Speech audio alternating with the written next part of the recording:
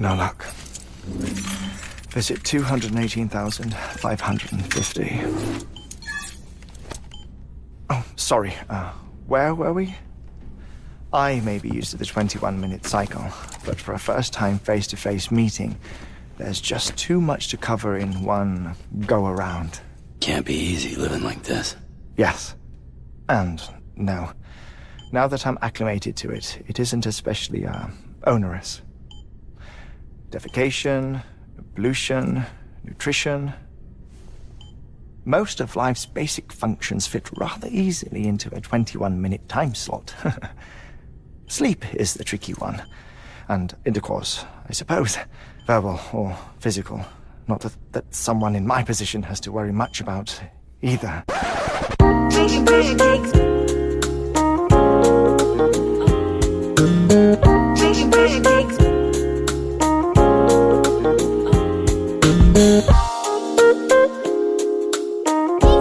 But you know, Friday. Making pancakes. Making pancakes. Welcome back, guys. This is Arnaldo, aka Mad Dog, and this is The Real, episode 186 of GG's The Mouthful Podcast. What's up, everybody? Yes, that voice, of course, is Mr. David Santos, aka Dream Twister, aka Dreamy Dave. Dreamy What Dave? is up, sir? Dreamy Dave? Is that David Lee Roth or something like that? Maybe, I don't know. No, he was... David Lee Roth, man, I love me some David Lee Roth. Dude, for real. Yeah, it was pretty cool. It was... I like his Van Halen days. Yeah. Not so much his solo. And so, you know? well, didn't he have one? Maybe this was Van Halen. What's the one where? Oh God, the one Just a gigolo. Yes, that one wasn't that? You didn't like that one? No, that was good. Yeah, Yeah. and that was Just him. a gigolo. And also, Never yes, were there I are a born. couple exceptions. There's a couple of exceptions.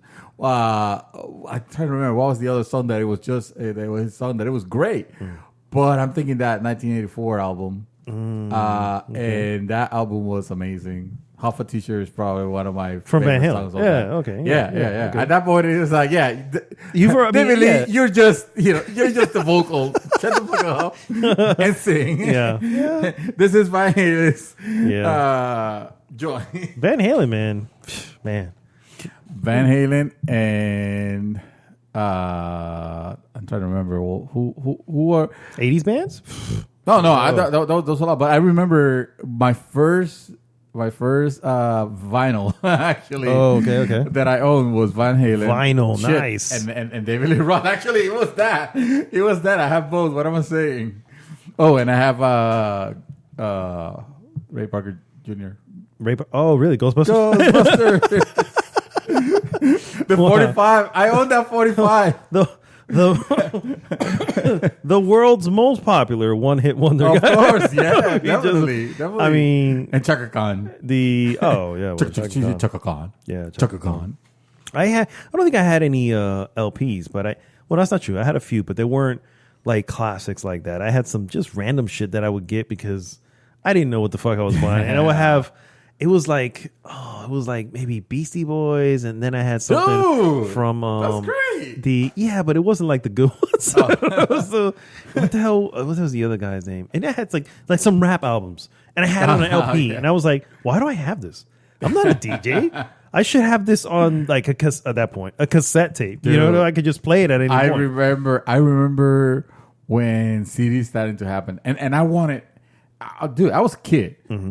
And one of the best gifts, of course, is the Commodore 64 was one of them. But I already owned that. One of the best gifts you could have given me around that time was a CD player. So everybody was getting a CD player, like a bass, like a stand CD player, or a not a portable. One. No, okay. that technology was too early. Too early for that. Okay. So I got I got my neighbor who bought a a standalone CD player, and I needed to upend him. So I went with a 5 CD player carousel. Oh yes, I was remember like, yeah, those. dude, Yes. I felt like a fucking badass with that. I felt like I remember that shit. And it's not like I had a great stereo system or anything like that. Yes. But damn, I have one of those too. It'll tray out as it Yes. spins, as it trays out, dude. Yeah. And it felt like so fucking high tech, bro. I'll be buying. Like I had like CDs of groups that I didn't care about much. Like I was not into Guns N' Roses that much. Forgive me. I know I offended a few people, but I mean I liked them, but not Blasphemy, sir. enough. Not enough to. Well, it was never. I don't know. Dude, some of the best songs. They have some good songs. Yeah, No, yeah. don't get me wrong.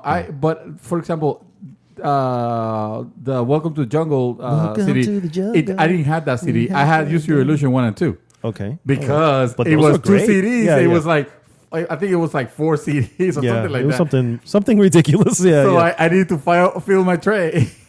Oh my god. So I bought a bunch of I collections. remember of that. I remember, and I also remember there was this other one that I don't think I had. I think my father had, but it was like this.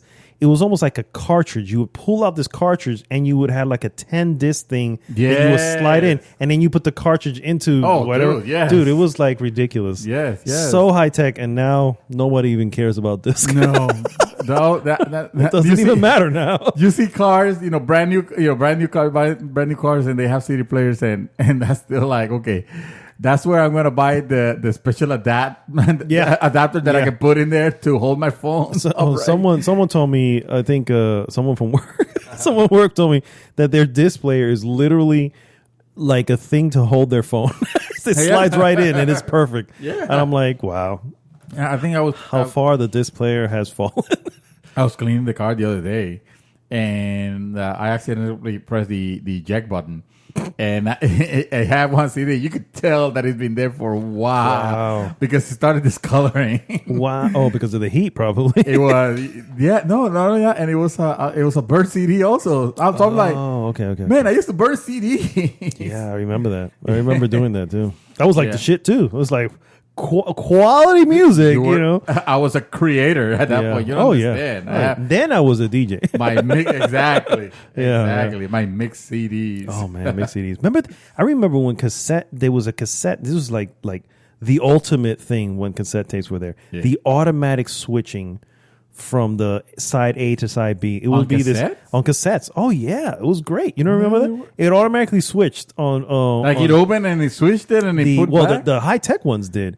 It would like open, switch, and go back in. You don't remember this? Shit. No, Oh, I don't yeah. think I've ever. I mean, I've seen some very, very classic, very tactile, good feeling cassette players. Mm-hmm. They always looked like very very high end. Like they had those almost like piano like looking buttons. Yeah. Mhm. And they will open very softly. Yes, And you'll very listen to like. thing. But I didn't know that you had they had those features. Yeah, it was really high tech, but Yeah.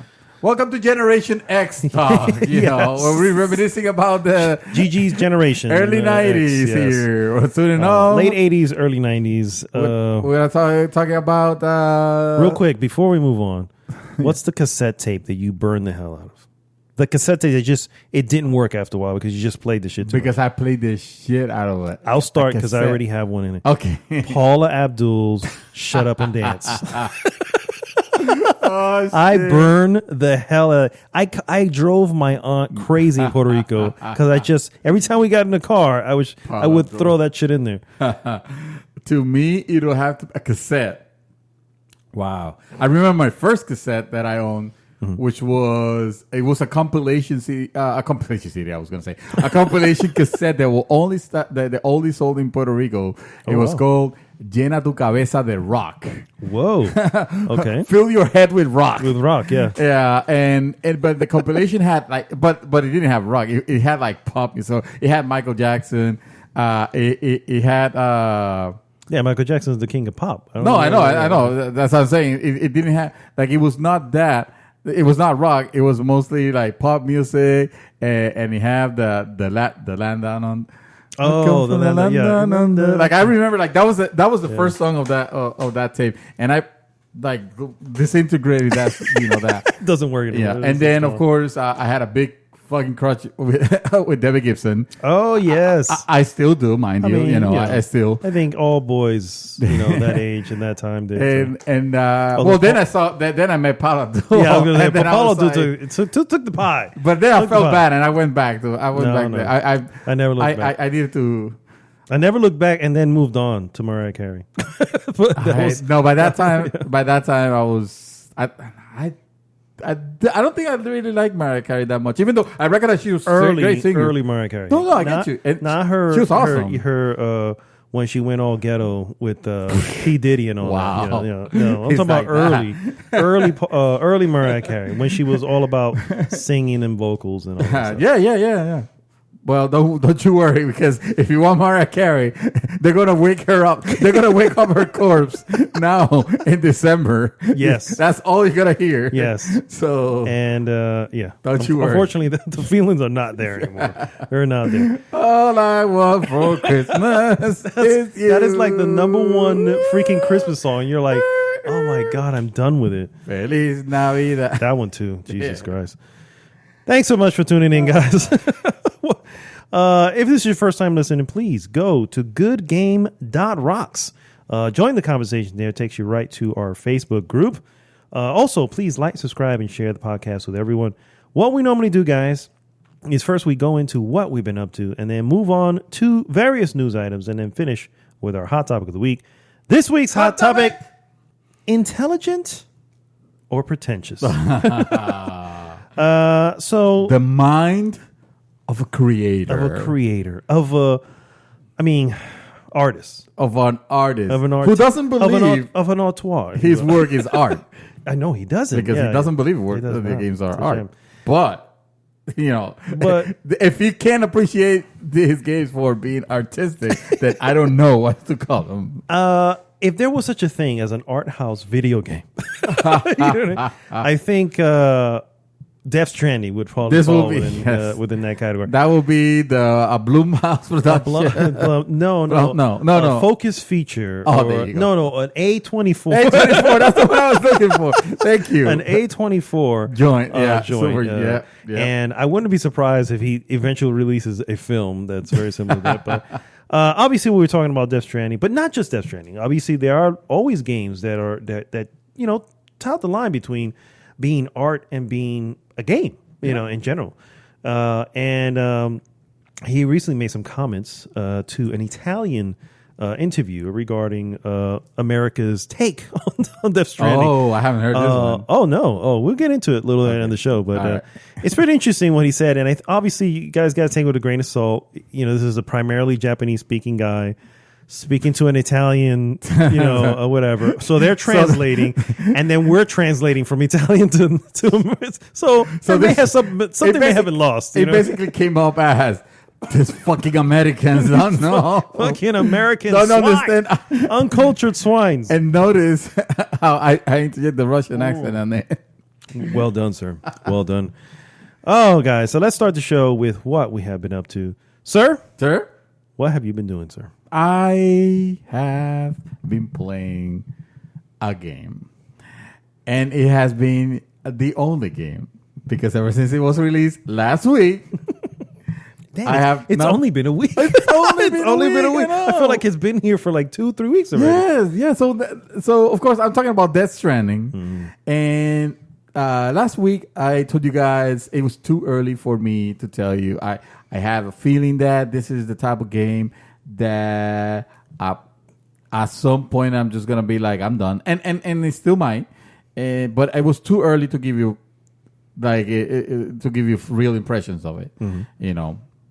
I have a few hours in. I've been playing it quite a bit now, and I am a little surprised because I'm of two minds on this game. The game is definitely the game.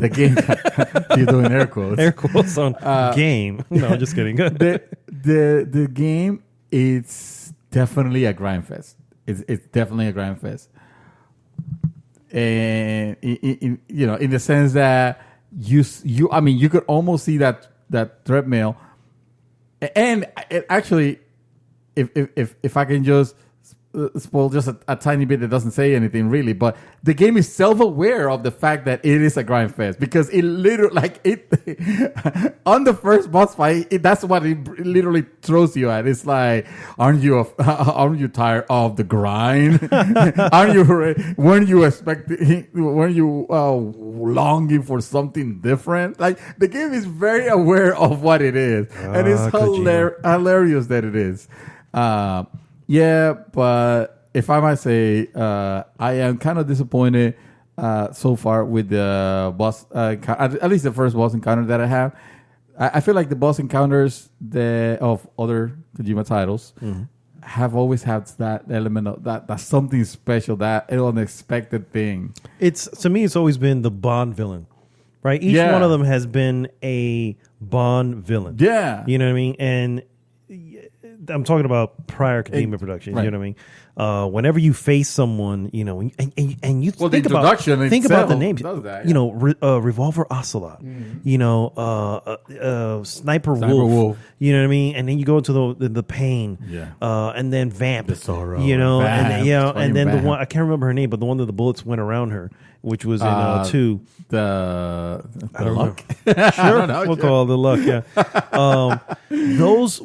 the introduction of those villains, and to the point where you're like, when you see them, they're done in such a way that you're like, man, I am not looking forward to fighting that person. Whenever it is, because it's like you already know this is the chance. You're seeing people die trying to take them out, and you just know it. So they always have a gimmick. That They interesting do. thing that he does that he does that is like say for example the on Metal Gear Solid 1 actually the sniper the old dude that is a sniper that is he's very difficult to feel. You're fighting him in you're the talking jungle. about I know that was in that was in 3. That was in 3. Yeah. When he's a very old guy. Yeah, that was 3.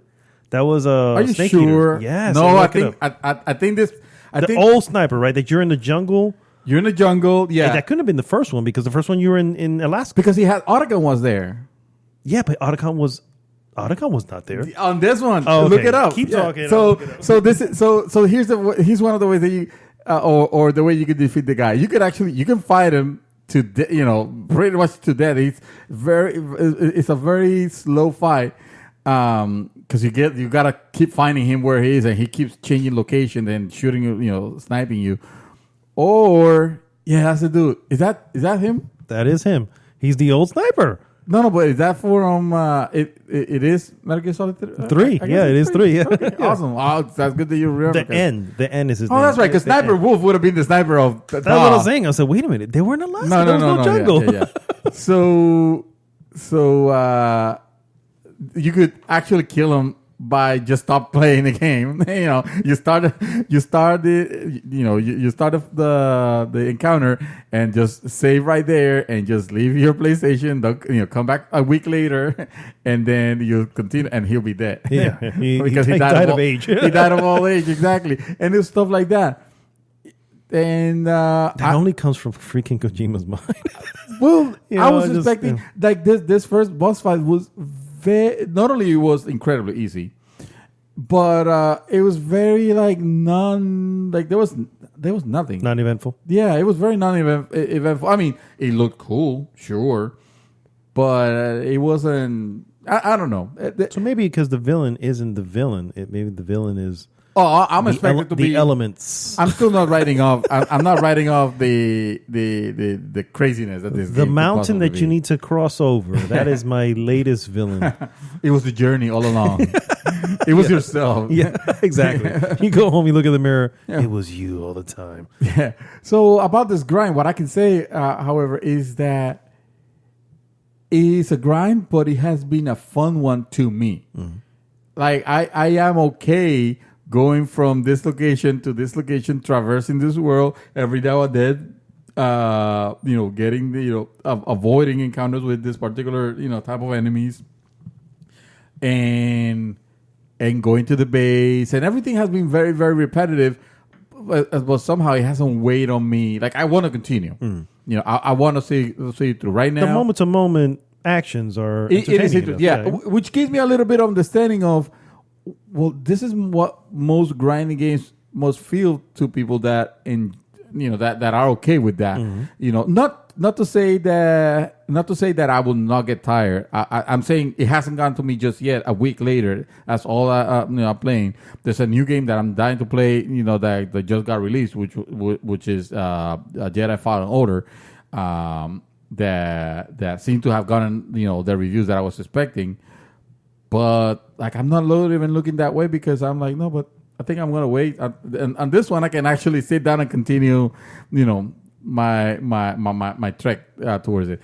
And also, I am starting to look what other reviewers were saying about the players themselves making the world interesting, And it's not a multiplayer game in the sense of you see other players. But so if you don't like multiplayer games, this is the perfect multiplayer game. Yeah. Because you don't see the players. What you see is what they have done. In that particular world. Exactly what they left behind, and what they left behind it helps you. As I've been playing in my world, which it is my world because I can save, I can go back if I messed up on something. It's connected to a server, but only to look. Okay, here's where the ladder was. Here's where this bridge was, and stuff like that. But it's not really putting you in that in a server world. Gotcha. Just a server. It's still a server. It's still a server. It's still you can play offline, but then you're gonna miss on all those things. And like, for example, in my world, there was this traversal that I had to do from one place to another that was always very rocky. It was complicated. It was also passing by a section where they had the human enemies. It was always messy to traverse. Well, now little by little there has been a highway being built. Nice. And the more I go into the game, the bigger I see that highway becoming. And now traversing from that beginning part to this other section has been almost a breeze because I have vehicles, that I can use, and I can just hop into the highway and it'll take me there. Nice. And it was someone that just decided to pour, materials into it, and the players do this and that. Sometimes I'll be driving something that is running out of juice, but right there someone left a generator that I can just go ahead and use. And then send in some likes, which it's kind of silly in a sense. The like system. The like system. And sometimes it gets played a little bit. Like people be putting there's some signs that just by passing through them, they will give a like to someone. So you don't have to actually like it, just passing through them. No. There's certain things you actually have to press like, but some of them, if you at least just touch them, it just it will throw one like, or something like that. And most of them are signs that people will leave, and some of them they're left in very strategic spawning areas where you have no choice but to click, to walk through it, so you could tell. Some people are gaming the game. But still, it's not intrusive. It's not annoying. It's not intrusive. It is still entertaining to see the way that other players have tackled some things. Like you're thinking like, oh man, I need to cross this chasm. Like, how the hell am I? Oh, somebody built a bridge over here. That's awesome. I don't have to worry about this. Or I'm going to go to this place, to this other place, from this location to this other location. And I'm kind of light. You know what? Let me check the locker to see if anybody has left some items that they need me to take to the other side. Because I can entrust items, packages to other players, and I'll leave them the location, and then maybe you come in and you can pick them up and deliver them. And for delivering, you get some likes. I get some likes. And so every now and then, if I see that I'm a little light, I just grab something and take it to another place, and I get that boost, those those likes and that boost, that will better my standing with each location. And then you as you feel this 5-star thing, eventually when you fill it out, they give you a special item. It could be an upgrade, like say for example an exoskeleton legs that are very helpful for carrying heavy stuff. Or it could be something dumb like colors for your shades, or whatever. It could be. It depends. I guess. I don't know if it's the harder they are, the better the reward. But I have actually. That's what I'm saying. Instead of progressing, instead of just like everybody says, dude, don't get stuck on episode 3. Don't get stuck on episode 3. Just continue. That's the PSA that everybody gives about that game. Yeah, I've actually heard this. Yeah. I haven't played the game. I haven't. But I've heard it, Exactly. But I'm on 3, and I can see why. It's like I don't know what it is actually, but for some reason I don't want to proceed forward. I just want to make the other the people happy. I don't know if it's. I mean, I am getting sort of better gear. So, some upgrades. I've heard the opposite as well. I've heard the opposite is like yes. You can beeline 3, but at the same time, you're missing out on upgrades if you do. Yeah, you're missing out some cool, some particularly cool upgrades. Excuse me, which play a major role later on. You know what I mean, as far as difficulty and stuff like that. So it's like, well, obviously, then you want to spend a little time, in there just at least to get a good boost on your stats. Yeah, and yeah, exactly, because you're constantly boosting your stat. As you're boosting. You're standing with this company. You're getting better armor, or better armor, better equipment. So I've been, and honestly, it's because I've been having fun with it. At the end of the day. Now, as far as the story, it's still nonsensical. It's still out there. There's no connections that I can make. It's funny because for a game that is all about making connections, with people and stuff like that. There's no way that I could piece this story together yet. People tell me no. I've read that later chapters is actually when it starts to pick up. But later chapters in this game could be hours, like 20 hours easily. So that's what I'm saying. It's not really there for for everyone. So definitely a different type of game. I don't want to say. More because I feel like this is an experience to have. This is something that's out there, but if you want that experience, if you were not like if you like the Kojima titles that you have and then that you really love the quirkiness, the silliness, sometimes the stupidness of it. Because let me tell you that thing with Monster's drink that they have, that is so stupid. The Monster drink, yeah. The Monster energy drink. Yeah, Monster energy drink. Yeah, they had the product placement on this game. It has been. I've seen websites that have characterized it as vandalism of the game. Wow, so, that says it all. And it's very jarring. I tell you, when you see a can of everyday Monster drink in this world. But I mean, he has done that before. We were all eating the special ramen soup. From Metal Gear Solid 4, especially. I think it was when he went all out. When Kojima went all out with the product placement.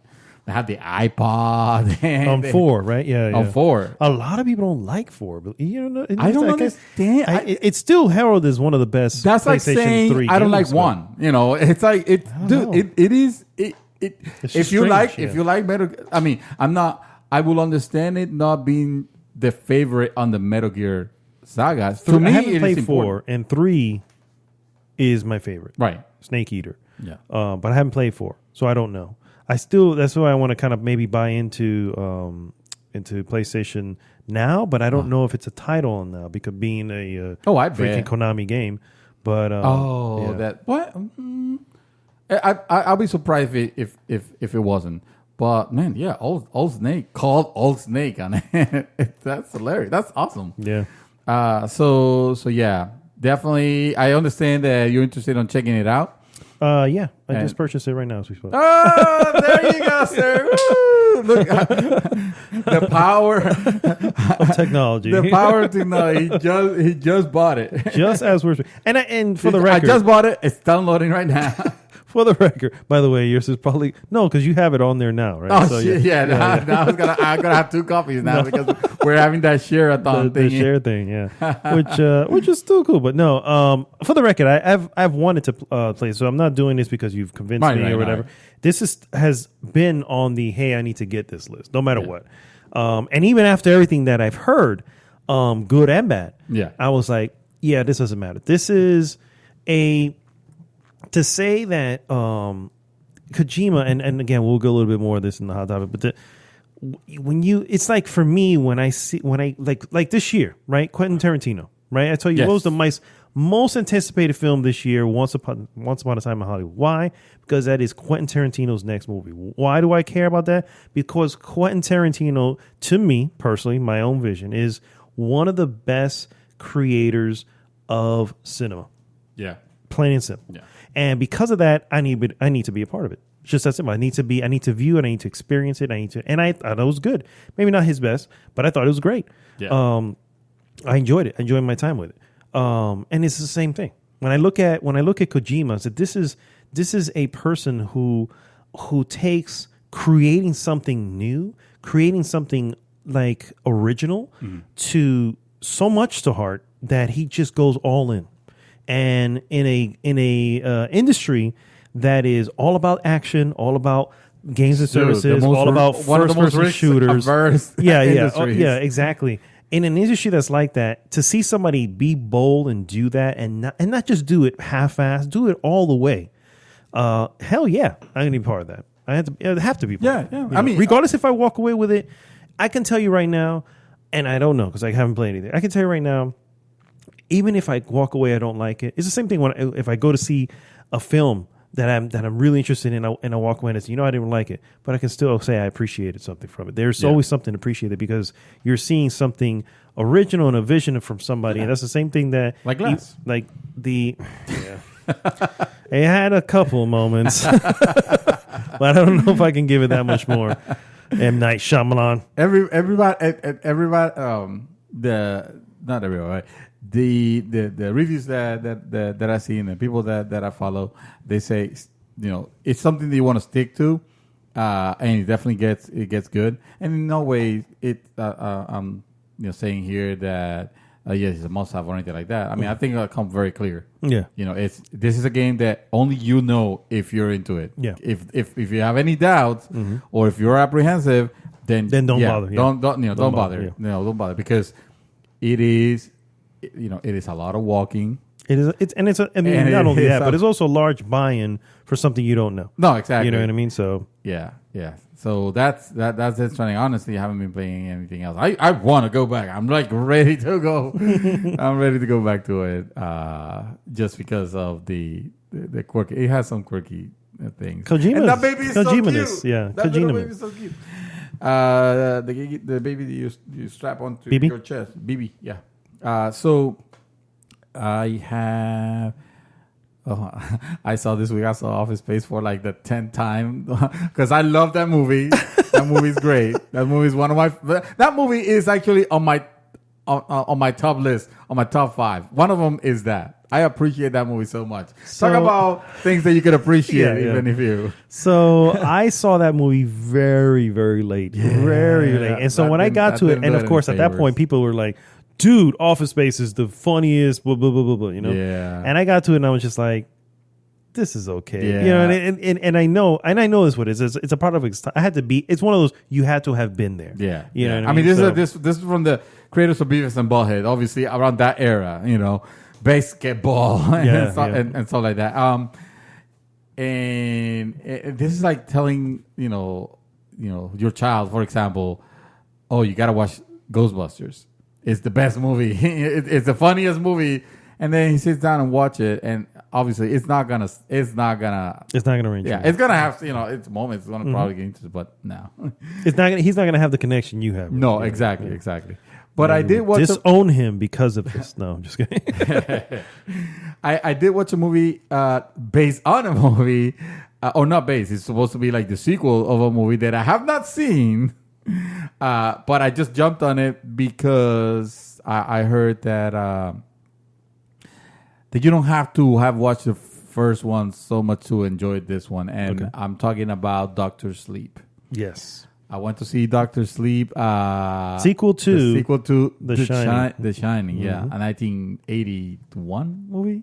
That was a little earlier than that, but go ahead. Let me. It's early 80s. Yeah. It's definitely early 80s. So a Stephen Kubrick film. yes, I did not care about this movie, sir. Sorry, I'm sorry. I know. I realize it's gonna disappoint some fans of The Shining. I haven't seen The Shining. I was gonna say first off, this is not going to disappoint fans of The Shining because if anything, fans of The Shining are like, "What the hell is? Why is there a sequel to this film?" Need, yeah. So, in 1980, for the record. So, The Shining stands. The Shining and the Stand. Yeah, now you're saying all them. Well, The Stand is a great book. The Shining itself it's such an amazing movie, but not for the reasons you think a movie should be amazing. Right. The Shining is a movie you can watch 10 times, and 10 times you'll walk away with something new that you did not notice the first or the last few times you saw it. The movie is designed to be that just crazy movie, and it's literally 3 people in the movie for almost the entire film. You know what I mean? So it's not that big. And I don't know if you know the story of The Shining, but basically, Jack Nicholson's character, he gets a job to take over a hotel, the Overlook Hotel, during its off season, right? And so him and his family, his wife and his kid, they stay at the hotel. They're just basically taking care of it, with everybody else that lives there and works there, lives there. They're gone throughout the winter. And so during this time, he slips into this, slowly slips into madness, and it is such a creepy, eerie film. Not scary. I will not say it's scary. It's not scary at all. Yeah. But there's just moments of unsettling that you're like, whoa, you know what I mean? And it's done such a way. Stephen Kubrick is a genius when it comes to Stanley Kubrick. Because Stanley Kubrick is a genius when it comes to stuff like this. So to say, hey, we're going to make a sequel to this film, to me, I'm like, it was doomed from the moment you greenlit it. It just, from what I'm hearing you and from the pieces that I gotten from this movie, it's almost like there is no connection.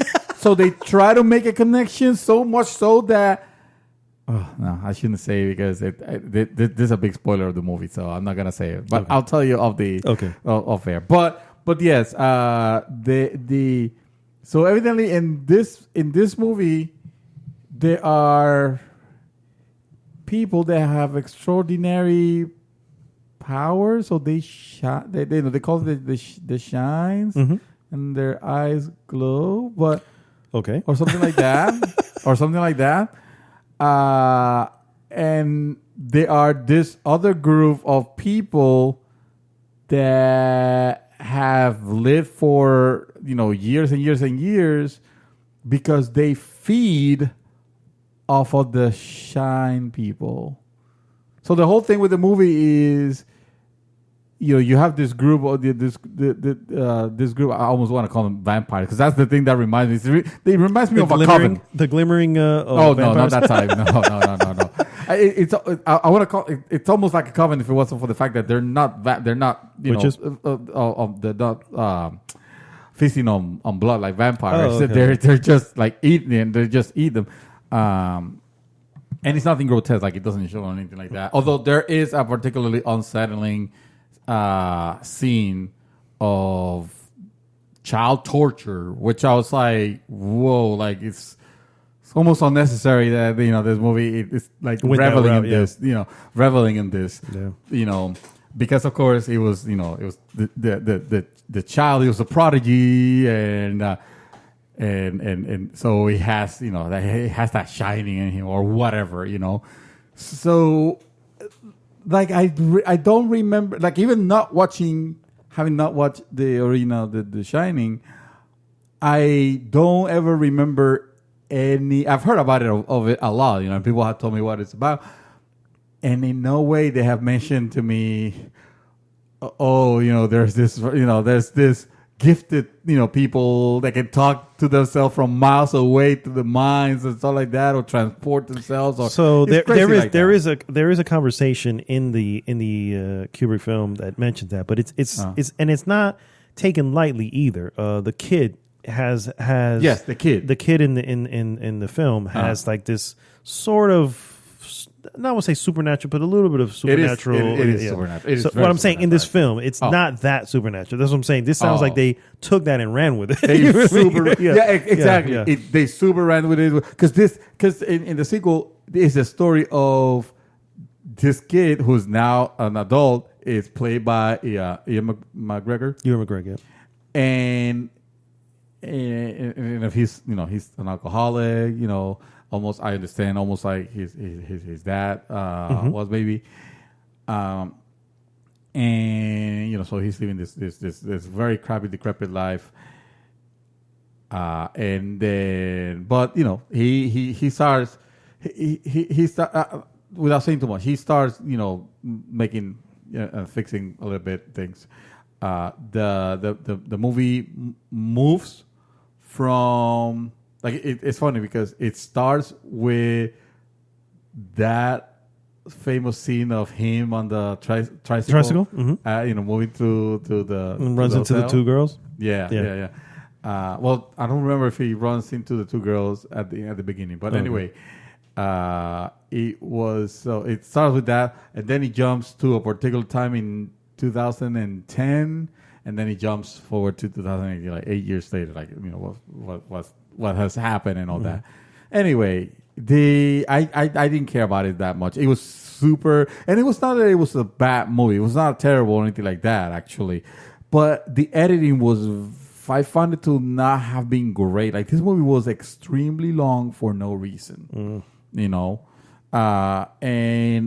I want to say, find me over there, but I thought I said that, I thought I saw that it was clocking almost, 2 hours and probably two and a half hours. What's it called? Doctor Sleep. Let's Doctor Sleep. And I don't know, man. I didn't think it was 2 hours and 32 minutes. That's a lengthy film. There you go.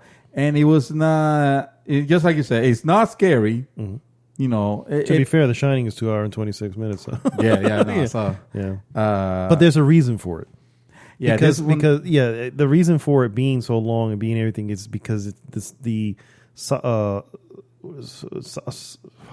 solitude. The solitude of being out in the middle, where just in this hotel, it's just you, you're constantly, it's just, you're waking up and it's just this long period. You don't see anybody else. You know what I mean? So it has that cabin fever feel to it, which it's the purpose of it. So that's why you start seeing weird things, and you're like, are we seeing the weird thing, or are they seeing the weird thing? You know what I mean?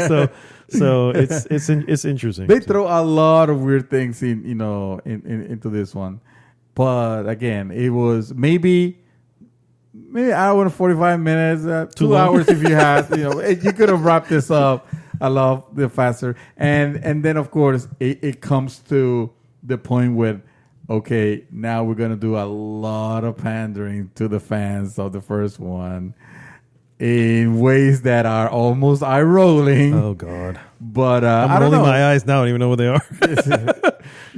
You don't know what they are, but you know what they are. You don't know what they are, but Yeah.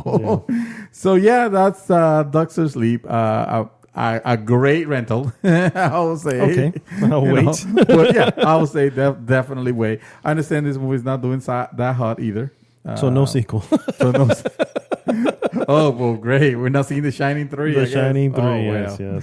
Thank God. That, my friend, is all I've been doing. Nice. All right, so I'm going to start off at the top with my gaming update.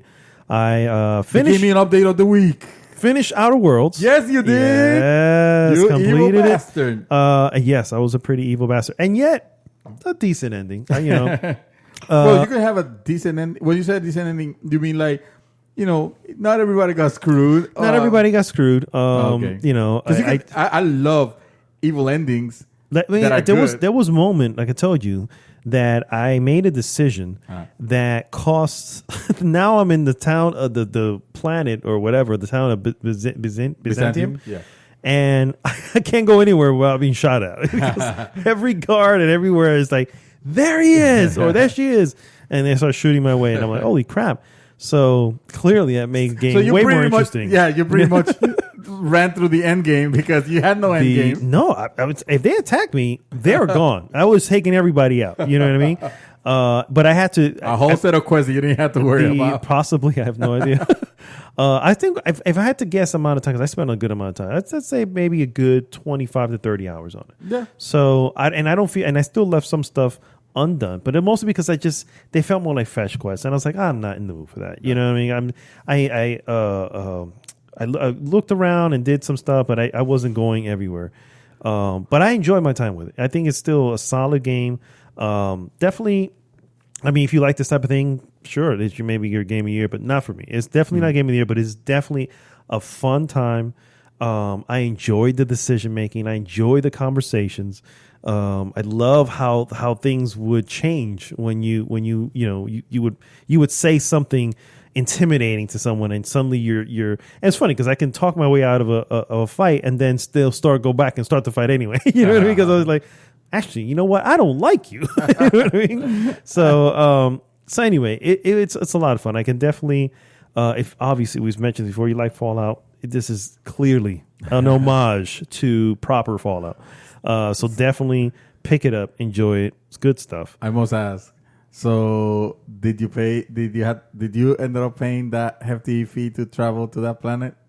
I did. Or did you say fuck it? No. I did play the hefty fee, but I stole all the plans for everybody. So I was able to cash in so much on that it wasn't such a hefty fee at that point. I literally finished the game. Dude, I was almost like at 30,000 bits. And I had much money at some point. I'm like, and I started just upgrading stuff. Yeah. At some point. So I was like, oh, this is, it is, that's one thing I would, if I have to give it a big knock, is it's not very challenging. At no point did I feel that this was a challenge. I had upgraded my people so much that by the time I got to start the fight, they already took people out. I was like, I guess we're good. I knew, I particularly knew that was going to be the case, so I purposely left them.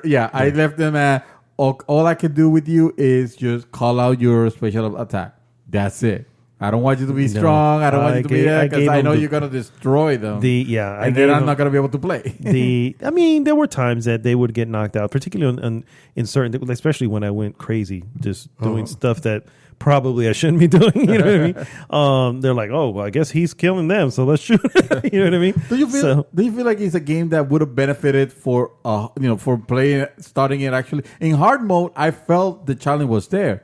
The only problem was that then other fights were becoming ridiculous. I can probably imagine a specific fight that can become annoying because it was the only fight that I had to use multiple of the breathalyzer inhaler, whatever thing. However, I had 95 inhalers, so it was like I'm not dying anytime soon. No. So it's and I don't know if that's something in the higher difficulty that you'll have less of those inhalers available. But I was fine. But I unlocked perks that would you find more items here, and before you know it, like I had so much. Yeah, you know what I mean. And I was like, that's like the food in BioShock game. It's everywhere. Yeah, it's like And I would mix the food in with the inhaler, so I always get a boost. I did choose a penalty type thing, which was I was addicted to the inhaler. So when I didn't use it for a little while, my some of my stats dropped because now I'm going through withdrawal. Hilarious. But easily fixed. The moment a fight happens, and then just start fighting. So all my stats came right back. Fucking junkie.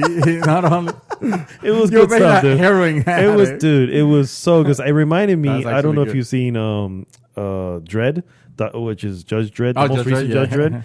And that first off, you need to see that movie because that's a very, very good film. Okay. But secondly, one of the drugs in there is an inhaling type of drug.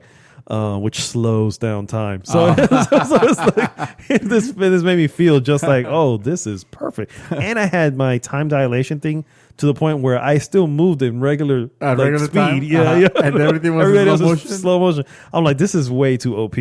So what he's talking about is I would literally, like, in slow motion, shoot this person in the head, shoot this person in the head. They're flying backwards, and I'm just waiting. And then time will go, you know, and then they'll fall down. I'm like, oh, this is so good. You'll be flash at that point. Yeah, exactly. It was something ridiculous. So in this game lets you, like, depending on your actions or what's happening in the game, every now and then it'll give you the option of saying, hey, if you take this this penalty, this status not bump status well, that's a deficit basically to deficit, something, you know, like a status effect. Basically, you take this status if you effect. take if you take this thing, we're gonna give you an extra perk that you can use on something else, and the perks are real, and the perks are good. Yeah, the perks are good, but do know that you have this penalty. So in my case, I took two particular ones because I didn't think they were gonna affect me that much, and that was a phobia to the to one of the crawly beasts. Yeah. So I had developed a phobia to it. Big deal. All it did was lower my stats a little bit whenever I would fight those type of enemies, but I was still super OP. And now even more so because I took a perk on it. Yeah. So I made up for it somewhere else. I super made up for it, and this perk I carry it to for that. everybody. You put the perk towards the damage on science, and now your plasma blast, Yes. which hurts animals, is like ridiculous. One shot at them. Yeah. I started playing as a melee character, but at some point I started getting a little boring. So I kind of started grabbing the guns and I can see like, okay, this is. But I would recommend if you're starting new, start it on hard, because that way I would definitely say start it on hard because level. I think an interesting thing, an interesting tactic is don't say no to any of the status effects as they come. Just say yes. Because if you start, because they come frequently. Yeah. You know what I mean? I think in the game total, I got asked like 8 or 9 times. Oh yeah. So if I had accepted all 8 or 9 of them, it may have been a different story. You know what I mean? Yeah. Because you'll have all these status effects. Sure, you get the perks, but those don't go away. I don't want for example, I wouldn't have grabbed because I don't want remember, I'm role playing my character. I don't want to be a junkie, so I'm not gonna take the one you took. I took it because as soon as I read it, I'm like, oh yeah, that's the one. I think the problem that I had that I was running to is that I changed to hard mode in mid game, and remember I was telling you my companions were super weak because I didn't feel the need to buff them on normal. Oh, so now they're getting. So now they were constantly dying. So that was why I had to drop it back from hard to normal again. But if you started from scratch, maybe from the beginning you're bumping them up. So this is a game that I would definitely hard is the normal of the correct. game. Yeah, unfortunately, yeah. Good game. Definitely recommend it. A solid 8. A solid 8. Yeah, I would give it a solid. It feels like a solid 8. Yeah, game. solid 8. Yeah, I agree. I started playing this other game. It is called One Night Stand, and believe it or not, this game it cost me $3. Oh goodness! I think I know which one you're talking about. And it was the best or most hilarious 30 minutes of my life. Oh wow, 30 minutes. So I think the game cannot be that long. I've only played it once, but considering how much I played, I was like, there really isn't much to it. So what it is you play a guy who wakes up in a bed and completely hungover. I'm talking about the Hangover type hangover. You know what I mean? And you'd have no idea what happened the night before. You have no idea who this girl is. Your phone's buzzing. You look at the phone. Your friend is crazy. Dude, where the hell did you go? You know, you're answering. You're like, oh, I don't know what happened. And then you hear, and you turn around. And there's a girl in the bed with you. You have no clue how you got here. You don't remember her name. So what the game is just navigating this awkward moment. Oh, wow. and this, you're navigating it because you're trying to either leave peacefully, and you can literally leave at you can literally finish this game 2 minutes in because you can just say, okay, I'm leaving. And then you just leave. And then that's it. You leave. And then it gives you the Credits. this is what happened. Yeah. So, or you can try to stay and try to make the best of it and try to maybe figure out what happened last night because you don't recall. Wow. In the 30 minutes span that I had with this game, I was able to decipher her name by looking into her purse when she walked out of the room to get her wallet. Oh, wow. You know what I mean?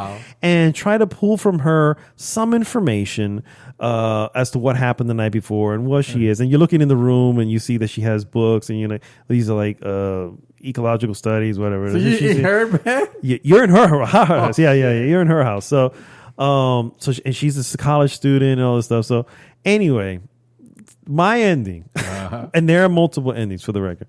My ending that I got, I apparently offended her in some way, where I was told to get out of the apartment, and I had not got a chance to get dressed. So now the ending is literally called "Walk of Shame." Walk of shame. And I'm walking home half naked, and I never met her again. Hilarious. However, I did steal her panties.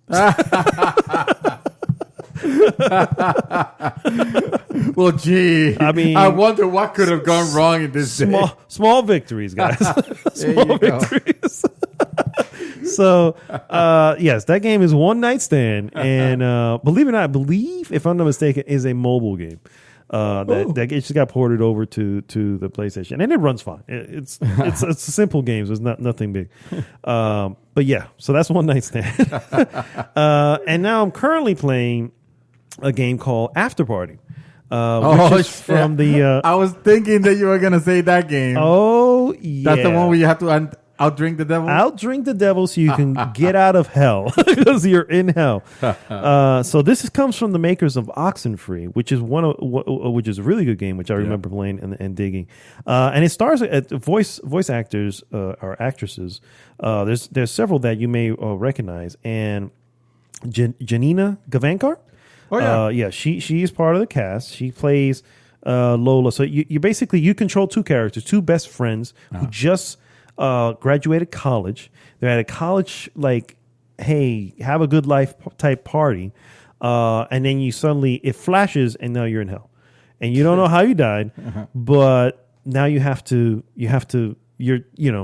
find out somehow. The dialogue in this game is pretty fucking awesome, by the way. I'm not gonna lie. It is very well written. It is funny in the humorous ways. Like you get to this person who sorts the newbies in hell, because in hell, in this particular version of hell, your job is to get tortured, right? So during work hours, you're getting tortured, and then after work hours, well, you do whatever do people do after work, right? Most of them go to a bar and just lament in the fact that they're stuck doing this for the eternity, and then they go back to work the next day.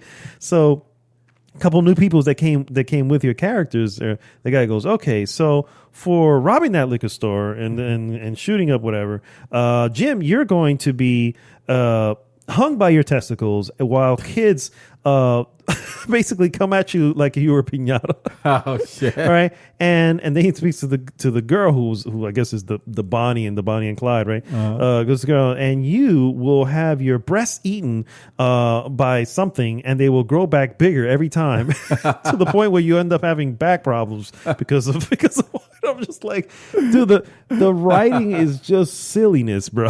It's just silliness like that.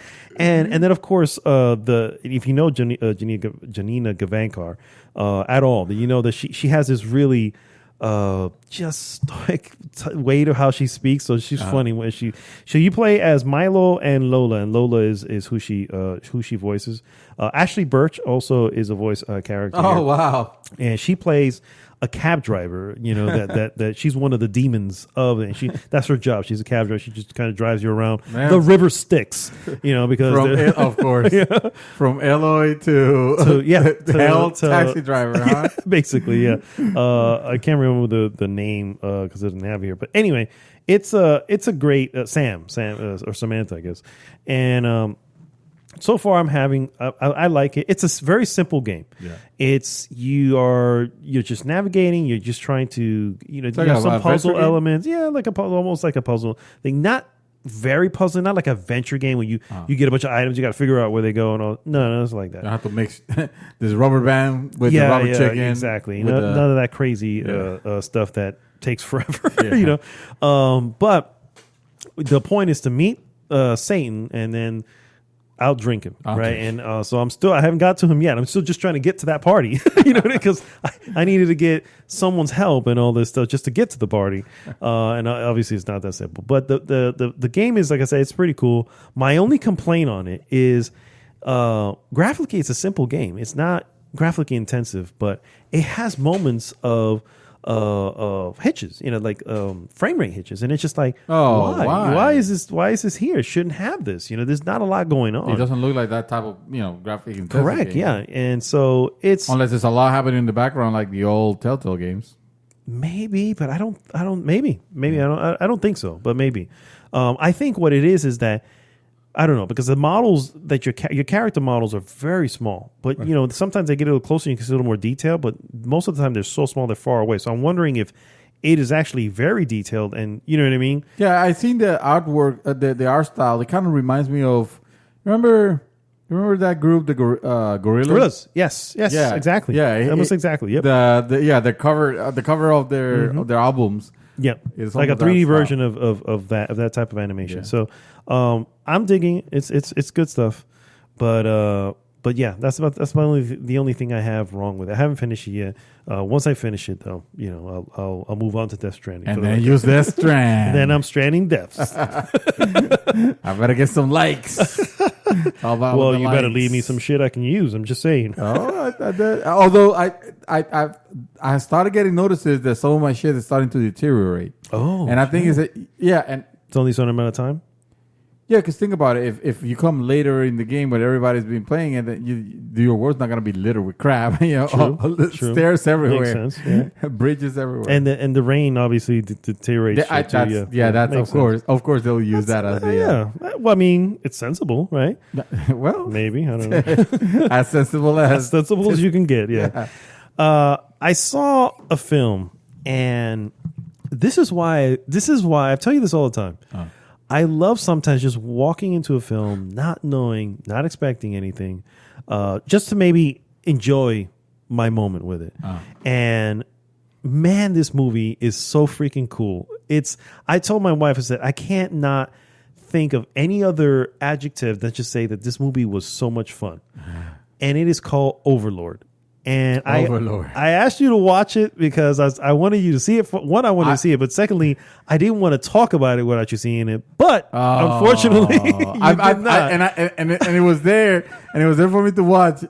I say R-rated, and I was like, I don't know if I feel like it right now. It was kind of it was a heavy day, so it's like, fair enough. So I didn't know this. I missed out evidently because you should still watch it. You should still watch it. Fun is not what I expected to hear. I mean, it is fun in the sense that, keep in mind, it is an R-rated film, an R-rated for a reason. And as I explain this, you'll understand. So this is a what if type film. Takes place. I love what ifs. Takes place during World War II. Your characters that you're following are part of a paratrooper who got sent in right before D-Day. Right, because they had to clear stuff so that when they hit Normandy Beach, they can get there, and even though it was difficult anyway, but it would have been probably impossible that way. Anyway, so you land they land in this village, and you're following this main character, and now your thing is to take out the base, which is held at this church in this little town in France, and the Germans holding this place are doing some crazy ass experiments. You know what I mean? So this is to sound more like Wolfenstein. Yes, basically, with not so much like mechanical stuff. Just let's just say, I mean, it's in the trailer, so it's not really a spoiler, but I really wish you'd have fucking saw it. But anyway, so they are creating can we call it the undead? You know what I'm saying? Correction.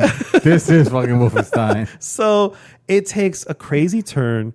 The movie is, the way it's done, it's just done in a way, because again, I knew already of it because I've seen the trailer before, so I knew what I was getting into. And I just said, well, we'll see what it is.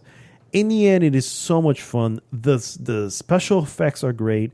The sound effects are great. The sound effects for the guns are those meaty, you know what I mean? You hear it and everybody's diving, you know, that real war film feel to it. So they really brought the war movie element into this pop culture type, we can't really call it zombie, but you know what I'm saying? The sci-fi element to it.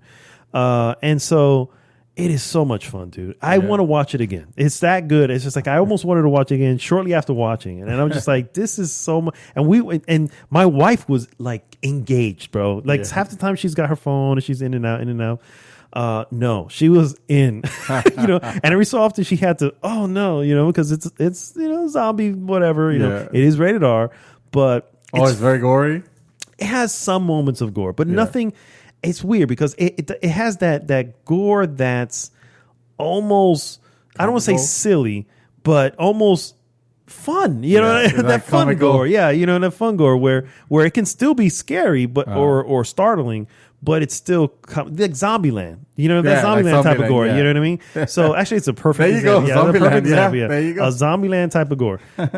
And so, but the film itself is done very well. It's believable to a certain extent. And I don't know. It just surprised the shit. I was like, man, this is a really good film. That could have been. That sounds like an EA game, right? Like a game that actually there was a game that the EA was publishing, and I want to say it was probably called that, maybe or Overlord. No, it couldn't have been Overlord because Overlord is another. I did another game. Yeah. With the minions, but it was four guys. They're infiltrating this Nazi camp. They're doing experiments. On humans, turning them into monsters. And let me tell you, it takes. That's the beauty of the film is. It takes a moment to get there. Like it sets it up. Like you feel like this is a war film for real. You know, this feels like that. You know, that type of movie. And no, it gradually gets to the weird. You know what I mean? And you're like, whoa. You know what I mean? So that's the whole deal. It had kept me engaged the whole time, and I can't think of another word. That's like, my wife is like, look, of all the words, I wouldn't think of fun. But I was like, yeah, but you had fun watching this movie, didn't you? You know, and she's like, no, it wasn't fun. It was, you know, she was engaged. So anyway, a lot of fun. Overlord. It's available. I told you it was on Prime or Hulu or something like that. No, I saw it on is it on Netflix? Netflix, and I think it's on Hulu. It's on two places now. So Netflix and Hulu. So if you have either of those, you owe it to yourself. There's just, unless you obviously don't like zombies, but you owe it to yourself to watch this film because it is a delight of a horror film. You know what I mean? If that's even a thing, you know what I mean? So back at the box quote. Yes, a delightful horror film. That's charming horror. Yeah, I guess that's the best. Yeah. The last thing I watched, guys, I got Disney Plus. I've got the what do you call it? The trial? The trial, thank you. And for whatever reason, I ended up watching Lady and the Tramp, the live action Lady and the Tramp. And dear Lord, thank you. Disney, stop with the live. See, the problem here is because everybody seems the same thing about the Lion King, is that it's not live action. It's CG because you can tell it's CG because they don't talk. They're supposed to talk. Yeah, you know exactly. what I mean? Yeah. So and camera angles are unreal. Exactly. So it's just like no. This actually maybe in Lion King. But this one here, you know, there are some human actors in this, but that's the whole deal. Lady and the Tramp never showed the people. You know, they never focused on them at all. If you saw one's face, it was like a quick glimpse. You know what I mean? Because it was all about the animals. And here, the animals first off talk way too much, like way more than they did in the original. So it's not a shot by shot like the Lion King. Then it's close to it, close to it. But it's still not as like the original has moments where you're like, whoa, this is serious. You know what I mean? Or a serious moment like. I don't know if you remember the original Lady and the Tramp animation, but towards the end, a rat goes into the house and she's chained up and the lady's chained up there. So the tramp comes in and tries to save and it gets like, you know, by the way, I was so disappointed with the live action that shortly thereafter we watched the actual on Disney original? Plus, the actual To animated cleanse one the palate? to cleanse the palate because I was like, this was some bullshit. But anyway, That's funny. really digging it so far. I have not watched The Mandalorian, which was probably the main purpose of getting it, but I have not watched it I was yet. expecting reaction. Yeah, thought I was gonna want be a to. surprise. Episode 2 came out today, so at least I have 2 episodes. Oh, there you go. Because they don't do the binge mode because Boo. freaking Disney. And then I did catch up and rewatch Big Hero 6 because my Big God, Hero 6. that movie's too cool. Too cool for school, man. Too cool for school. But that, sir, is all that I've been up to.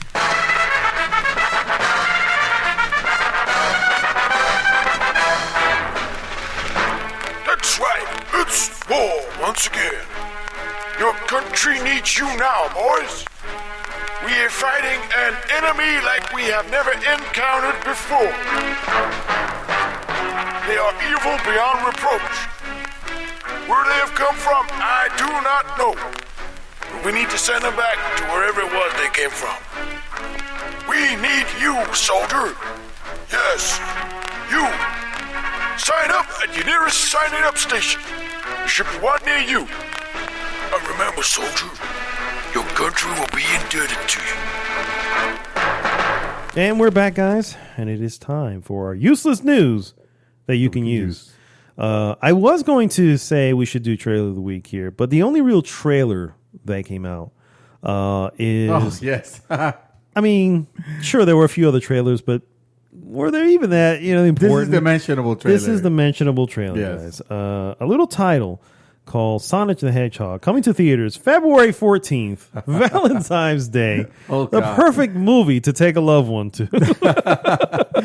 Hey, they wanted a holiday release. They got a holiday release. It wasn't the holidays they're looking for, but hey, Not the screw it. holidays. It's the holiday. Yeah. So this the first trailer for the live action Sonic the Hedgehog film Was hilarious.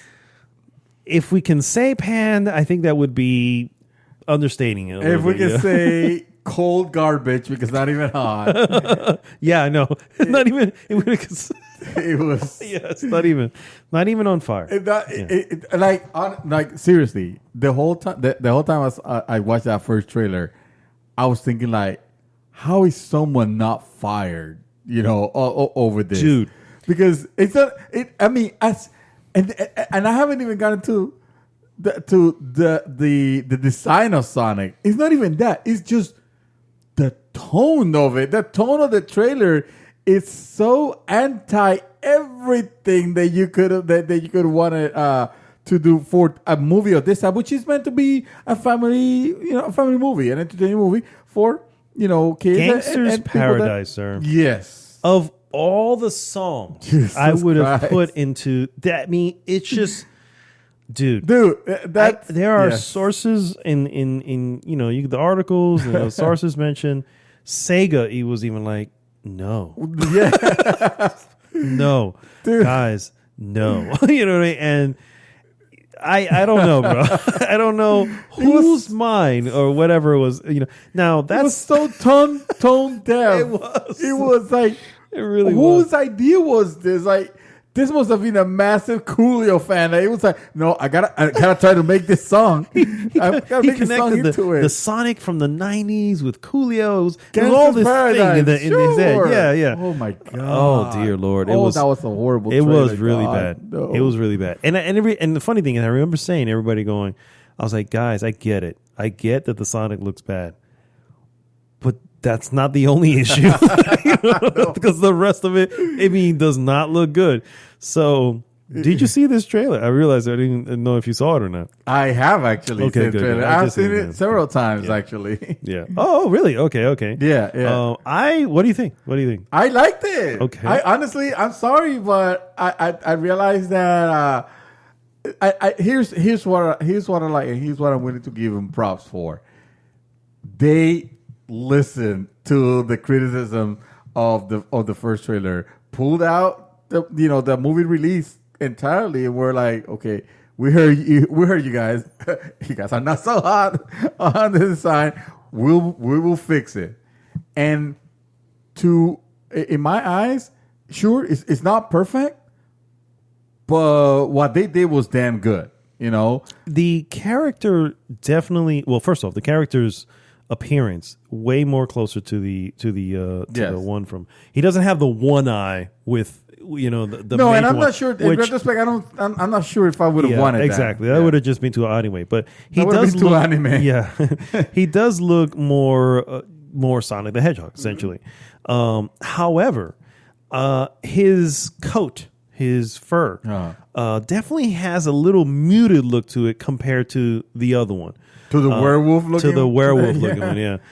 Where it just looks like it's just a little dark and always darker no matter if he's in the sun or not. It's like, I don't know if that's just because this is still, I'm sure it's still being maybe it's not that great on, CGI or they're still working on it. Yeah, I mean, you figured they had to literally remove and put something else in real quick. You know what it is? It's like you get a bad tattoo, right? And then you know that it's bad. It doesn't matter. They probably misspelled, family or something like that on it, and you need to get it covered or redone over it. So the artist needs to do the best job it can within the limits of that, of what it is. And props to tattoo artists. I've seen some some amazing awesome work on absolutely. it. So I got this the same way I gave props to them. Like I said, it's not perfect. Yes, the thing with the fur, I completely agree. It kind of looks very CGI was placed in this live action portion. That said, I love the tonal shift, on it. They did for this trailer. It's a lot more fun. It has freaking supersonic, which of course you should have used that song instead it's like of all the songs, it's like, why was not that the first one? You know what? I think someone in the freaking boardroom was like, no, we can't use that's too obvious. That's too obvious. We can't use that. And I'm like, we're gonna still bet you are making a film about Sonic the Hedgehog. Yeah. Why do you not want to be obvious? I don't know. Why would you? Dude. Just think about tone deaf that you mentioned is just not. It doesn't even. It just doesn't encapsulate the so fail that was. That trailer was this so, one. So I would bad. definitely say is an improvement, a large improvement. Let me tell you that. Plus, it showed off. I'm sorry, it showed off this guy's character, which. He looks like the Jim Carrey of old. Carrey. You know what I mean? Yes, Jim Carrey of old. It's back to being Jim Carrey. Absolutely. Jim Carrey, which I really like. They kind of make sure, and I realize that maybe a little too on the nose, but I'm okay with it. The fact that this is the Sonic that you remember, because even the opening part of it, it's like that world, the green hills, with whatever, the green hills, with the green checkered, zone, with the green zone, with the checkered look, the side to it. But in real life, dude, I was like, yes, I'm eating that because it's his planet. It's Mobius. It's the planet where he's coming from. So I can I almost can appreciate the fact that they went to that extent, but then. They showed the logo, and of course, they showed the Sonic, the little Sonic, the 8-bit, the 16-bit Sonic, and I was like, okay, I get it. You guys fix it. All right, you guys are down now. Yeah, you guys are down now. I get it. Not only that, you see new Sonic design with the rings, a hand and all that. Definitely a more expressive Sonic. Just a more true Sonic. In the end, I'm not even a fan of Sonic the Hedgehog games, but this clearly feels way more like Sonic the Hedgehog. Yeah. I still don't know if it's gonna. I still didn't walk away from the trailer going, "Ooh, this is good." I didn't walk away like I did with Detective Pikachu, for instance. Right. When Detective Pikachu trailer happened, I was like, man, I never thought I'd be this into a Pikachu film. You know what I mean? It's funny, again, it's just a trailer. It's funny you mentioned because I kind of want to see Sonic the Hedgehog. I mean, but knowing fully well what it is and what to expect. It's clear. They're not. At least that part they're not hiding. But it has that trailer did have some moment that had me chuckling, like when he's throwing all the darts, and he just throws the darts everywhere except for the board itself. Board, yeah. And of course, I want to see I want to take a glimpse of Jim Carrey going back to that 90s Jim Carrey again. Classic. Just for that. Just for that.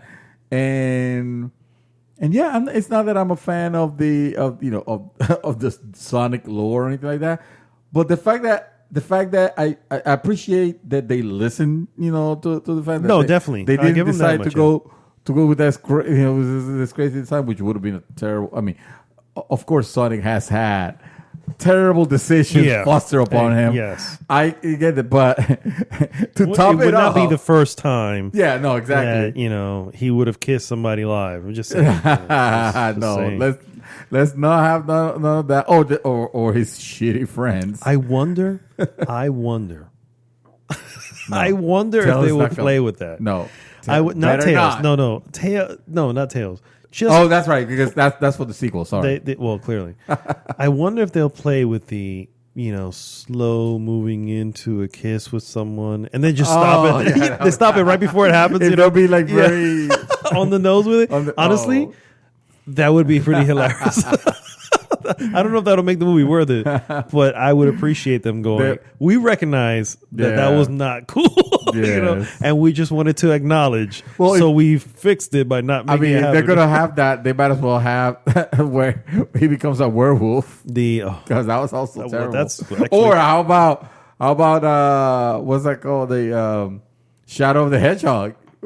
He has guns. Oh yeah. How about that one? No, that won't go. That's what I'm saying. That's what I'm saying. He's like, no, I think they'll probably. I don't know. That'll be cool if they kind of, but that'll be too. Then that'll be too referential, and then you're like, well, what the hell is this film just about? This? Yeah. So the what I will expect, and this is the after credits, of course, is Tails making an appearance because of course they're gonna have.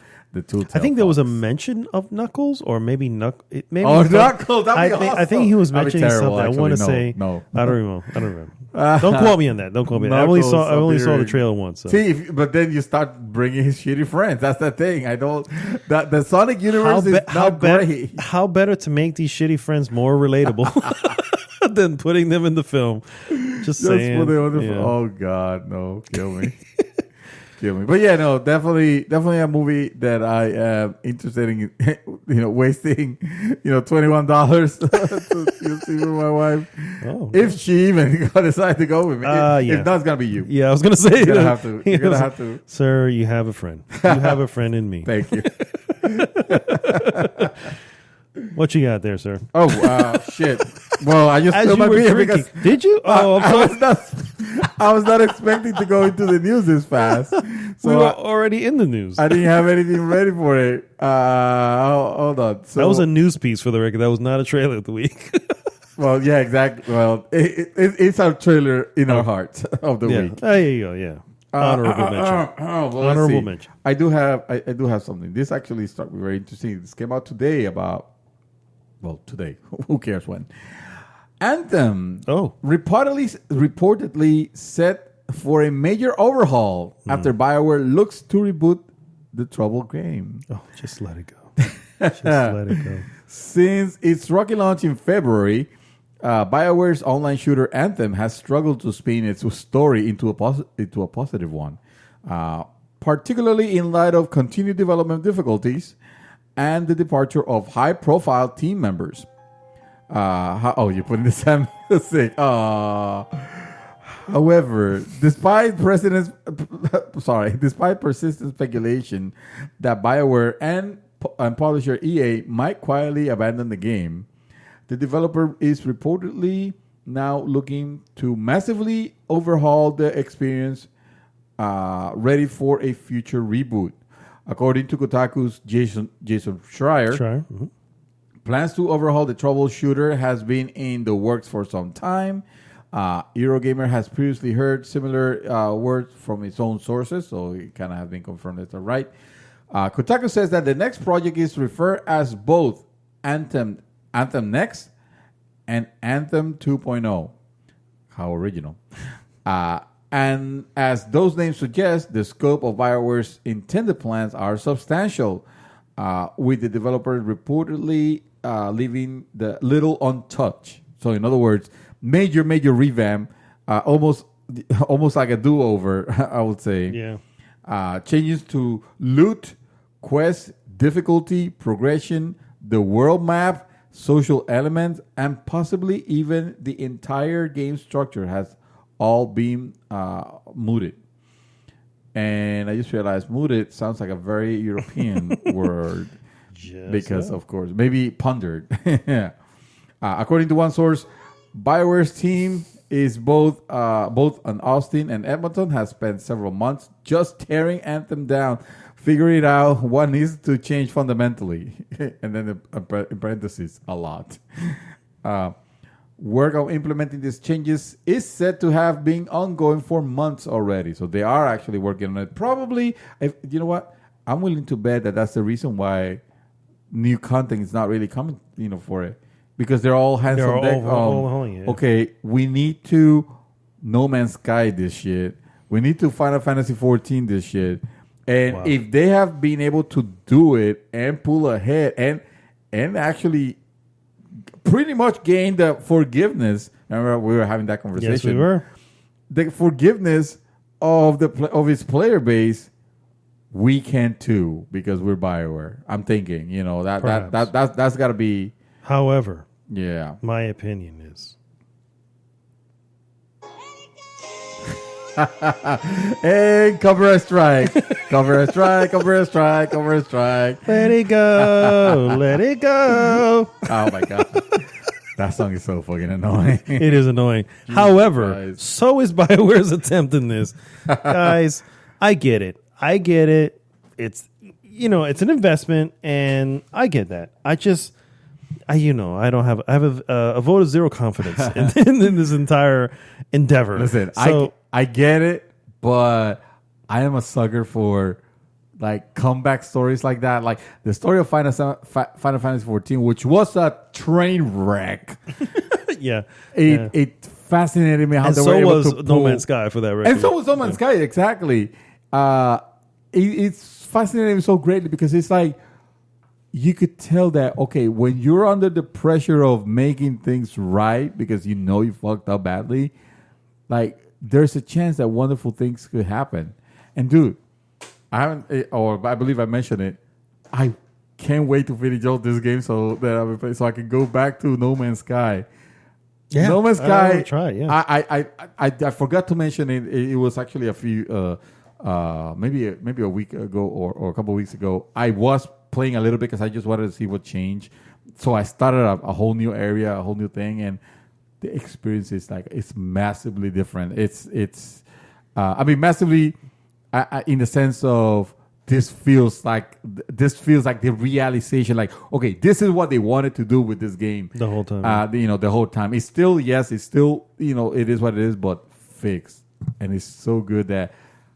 I gotta say, you have multiplayer, right? And now you have proper multiplayer. Mm-hmm. I gotta say, it is impressive. If they manage to do this, if they manage to do this, and so the Final I'm not gonna show me being able to do this with No Man's Sky. Mm-hmm. I honestly will wish to see the same thing happen with Anthem because the idea was cool, the flying things and the stuff like that. And it's just good. That I remember playing, and it felt good. It felt good, but the shooting was too generic. Mm-hmm. Talk about revamping. You have to touch on that also. It didn't feel like it. There was nothing special about it. Honestly, it was very simplistic. Yeah. If anything, the aspect of flying around and stuff like that. That's what really took over everything else because everything else felt very mundane and very samey. And of course, they made it way too samey to everything else and didn't distinguish themselves on anything but the flying. So they were never able to get addressed. If I remember, there were some mentions in that Jason Schreier story, where he talked about the rocky development of Anthem.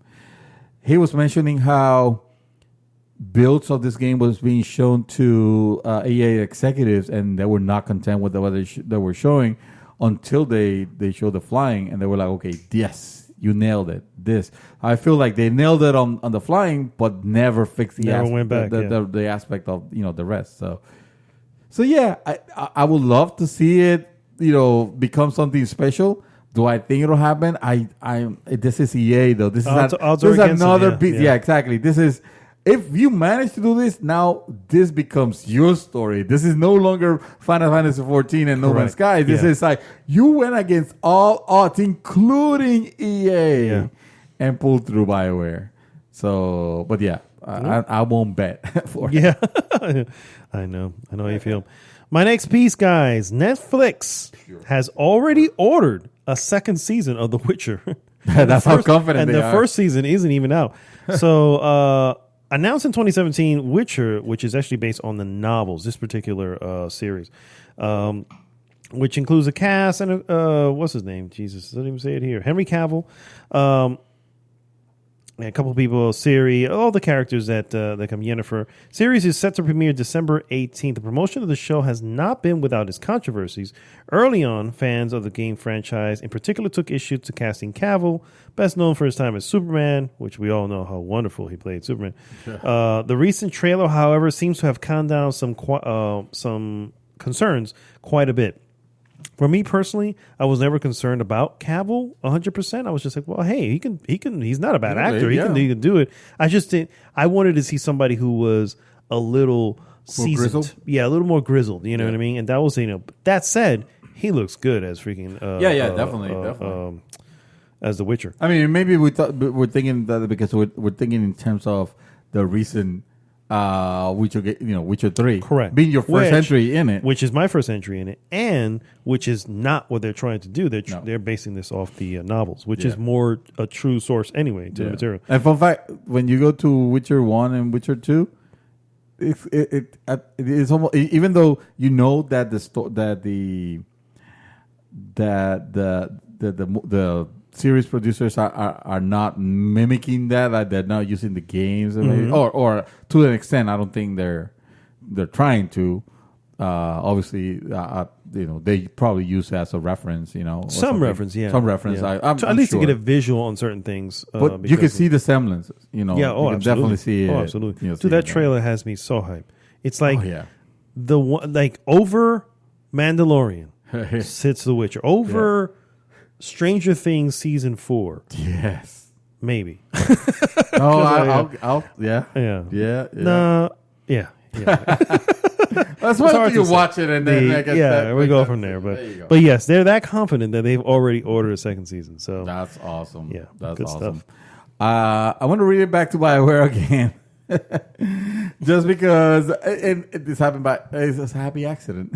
I didn't mean to. I guess that works, yeah. New Mass Effect game reportedly, that's the word of the day, reportedly, because of course I can't say that word. New Mass Effect game reportedly in very early development at BioWare Edmonton. Sounds like we won't be hearing about that for a very long time. Yeah. Apparently, all those Mass Effect related tweets in the past N7 day wasn't just BioWare employees teasing fans. According to a report, the studio is working on a 5th Mass Effect title. According to Kotaku, BioWare's Edmonton, the studio responsible for developing Mass Effect and Dragon Age series, is in, quote, very early development, end quote, on a new Mass Effect game. The project is being led by BioWare's project director, Mike Gamble, whose previous work include producer for Mass Effect Andromeda and lead producer of Anthem. So already an interesting choice, let's say, to say the least. This past N7 day, the annual holiday BioWare holds every November 7th to celebrate Mass Effect. Several BioWare tweets hinted at work on a Mass Effect title that work on the new Mass Effect title had begun. It says, "Where do you want Mass Effect to go in the future?" Gamble tweeted, following up that there are still so many stories to tell. BioWare's boss, Casey Hudson, tweeted that he's been thinking about where BioWare wants to go next for Mass Effect and also posted several pieces of previously unreleased Mass Effect early concept ideas that the studio hadn't yet brought to life. So interesting to see, because we were thinking after the disaster that Mass Effect Andromeda was, BioWare might decided to just put the IP on hiatus, and I would have expected that hiatus to last longer. Like it feels like too early to be talking about the next game, and also I will be very wary of a next Mass Effect. Instead of receiving this with like, yes, awesome, another Mass Effect, I'm more like, ooh, so they got the same producer of Andromeda, and doubling down on Anthem, and now possibly starting up a new Mass Effect. Yeah, too much going on here. I honestly, I've also read a couple rumblings on a Mass Effect trilogy remaster for current systems. I don't want that. Regardless of we want it or not, sir, that was mentioned, and so was Dead Space remasters. So, yeah, I want that. Well, it'll probably be the trilogy, which includes the third part, but whatever. I mean, let me be clear. Not that I don't want it, because I don't think the Mass Effect trilogy is great. It's just a remaster of it. A remake will get me more excited, because a remake will take Mass Effect 1 and fix some of the bullshit. That Mass Effect. That's going to be too costly for. That's going to be too costly. Exactly. That's why a remaster, like, it's hard to be excited about remasters anymore. I agree. And I've played that series to death. You know what I mean? Exactly. Like, dude, I don't know if I can go back and play it again. I finished 2 like 3 or 4 times, some crazy like that. I never played an RPG, as much as that. But it's because I really so fucking good. Yeah, it's so good. I know it. And Dead Space, I've played Dead Space multiple times. Yeah, but So I wonder if that's the story there. Like they're talking about Mass Effect. I wonder if it's there more about that. But they did mention they have more stories to tell about Mass Effect. They do. There's so much story to tell. Nothing but story. My next piece, sir. For years now, Sega's beat 'em up virtual tourism series Yakuza has been known as a PlayStation exclusive. Well, today, Microsoft and Sega announced that Yakuza 0, Yakuza Kiwami, and the follow-up, Yakuza Kiwami 2, are all headed to Xbox One Game Pass sometime in early 2020. What? No way. Yes way. This is bullshit. No. Okay. Yakuza is an exclusive Sega title or Sony title. Listen, I will not stand by this betrayal of Sony. You know what? I don't know how much you know about Japan. I'm an expert. And I can tell you that well said, sir. In Japan, when you fuck with somebody, you get... You can't even do it, right? I can't even do it. That, of course, alluding to that famous NeoGAF Final Fantasy 13 when Final Fantasy 13 was released to be coming for the 360, and the fanboys just went, or a particular one, I would say, went berserk. Unbelievable. And of course, it mimified the. I don't know how much you know about Japan. I'm an expert. Well said, sir. Google that. Google I'm an expert. I don't know. Yeah, I think that's all you have to Google. And you'll find that. You'll find. So Game Pass, sir. Yes, sir. All the Kiwamis. Well, you actually own them all. You just haven't played them. I own. It's funny. Yes, I have at least 2 of them shrink wrap. Wow. I haven't got to the. I don't know. It's something about the realization of like just being in Japan, just the culture and stuff. Not to mention the stories are great. It's just the gameplay is a little dated, but I still enjoy it a whole lot. And yeah, at some point, there's not going to be a game that I play and I'll put that shit back. I already, so much so far, I already pre-ordered when they announced the remake of Yakuza 3 and 4. And this one's our remake or... Remasters? Remaster, sorry. Yes, thank you. Not remaster, not remake. Kiwami and Kiwami 2 were remakes of Yakuza and Yakuza 2.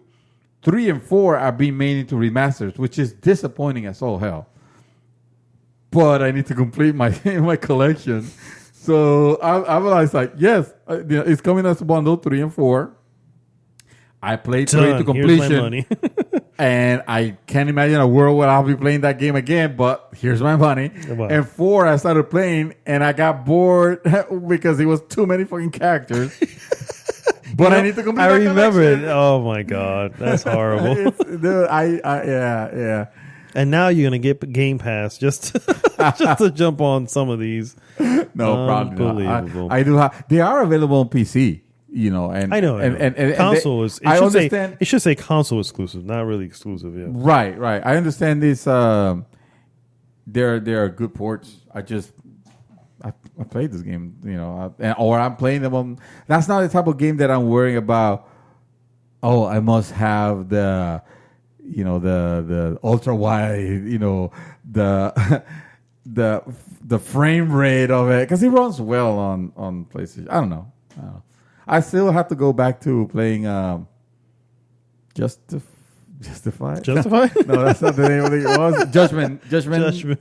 wow. You still have Judgment. Yeah. Which is that's another one. Yeah. Man, you're never gonna get to those. You know what? They need to make a change on Yakuza. Oh wait, they are actually. This next Yakuza is a completely different thing from what I was expecting. Of course, talking about that turn-based thing that they showed. Anyway, on happier deals. Path of Exile 2 has officially been announced at ExileCon, which I did not realize was a thing. It's a con for everything, bro. There's a con. Everything has a con for everything, yeah. Path of Exile 2 has been officially announced. Revealed at ExileCon in New Zealand today. The sequel is a 7-act game promising numerous updates and improvements over the first game. I'm going to make a pause here to say, funny thing, the timing of it, because if memory serves me correctly, Path of Exile was a game that was announced around the time that Diablo 3 was announced. And of course, everybody was going berserk with, oh yes, you know, the Diablo 2 formula is back, and we need to, you know, it was like a bunch of games started coming out that were like that Torchlight, you know, which was, you know, it was really good. Was one of them, a Diablo clone, basically, they were calling it. And here comes Path of Exile, and this game looks great, and it was completely free. And it is one of the most expensive games that I have actually purchased, even though the game is completely free. And I think I mentioned it, or I'm sure I've mentioned it on the podcast before. But it's like I fell in love with the idea, with what they were doing, with the idea of this was on early stages of the cancerous microtransactions that we were starting to get, you know, that they were starting to fester early on, the gaming industry. But it was bad enough already early on, enough to where I was hoping for something different. And here comes this company saying, yes, with this game coming completely free, we're gonna have microtransactions, but they're all gonna be, everything's gonna be cosmetic on a free game that, for all intended purposes, is it's a high production value game, you know. I don't say AAA title, because I like, even Diablo 3, I wouldn't necessarily say AAA, although that's arguable. But it's like this is not Torchlight was nice, but you can see where things were cut. This is a full-fledged, this is a full-fledged hardcore ARGs, I think is what they call them. I forget what the actual term is, but it's a Diablo clone. Very well done, very fun. Well received. Very well received, and free, completely free. So much free that I spent $200 on it. Wow. Yeah. It was like, yeah, you know what? And I think I got for some shit that I got. It was a gold. one of the perks is a golden kiwi that they don't give to anybody else anymore. It's like a pet. The fucking golden kiwi is an exclusive. I have that on a game that I barely put to play. Yeah, I know, right?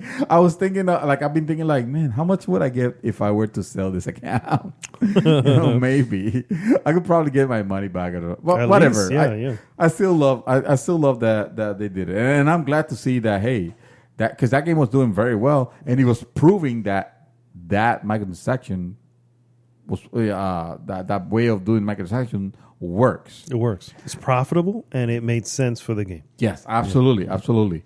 The studio is called Grinding Gear Games, and its founder is Chris Wilson, of which I actually have an autographed letter that he wrote.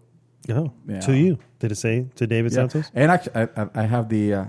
He has it because I was a founder. Remember, that I fucking paid $200. I better get something. Better get some shit. They sent me the game with the autograph of the people that worked on it. Nice. So it was nice.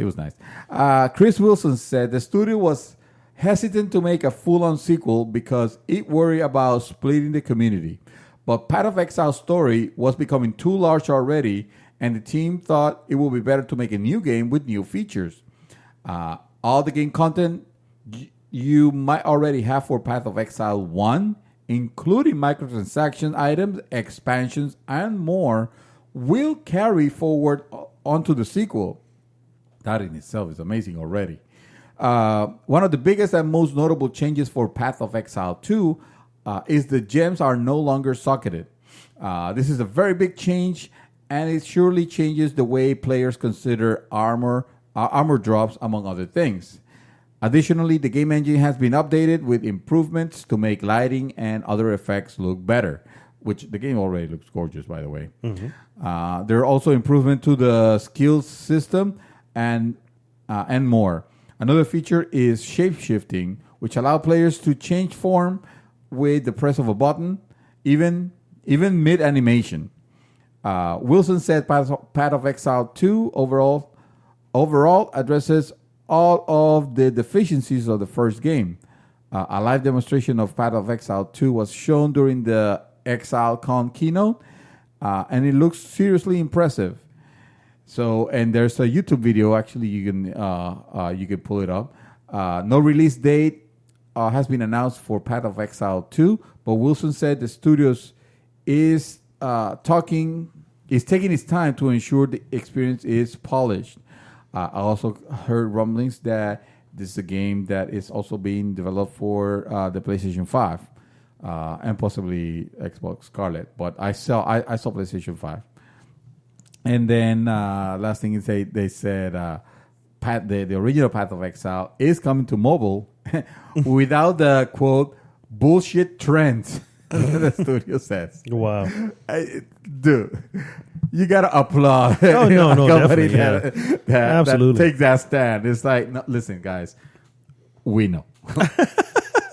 we know, and we're gamers too. We're not gonna bullshit you into it. Down. Yeah, exactly. I'm like here like a fool, like an idiot. Like, yeah, guys, take my fucking money. You guys are using reverse psychology on me, and it's working. Wow. My last two pieces here. Couple of updates to some games and some release dates. Starting with Halo Reach.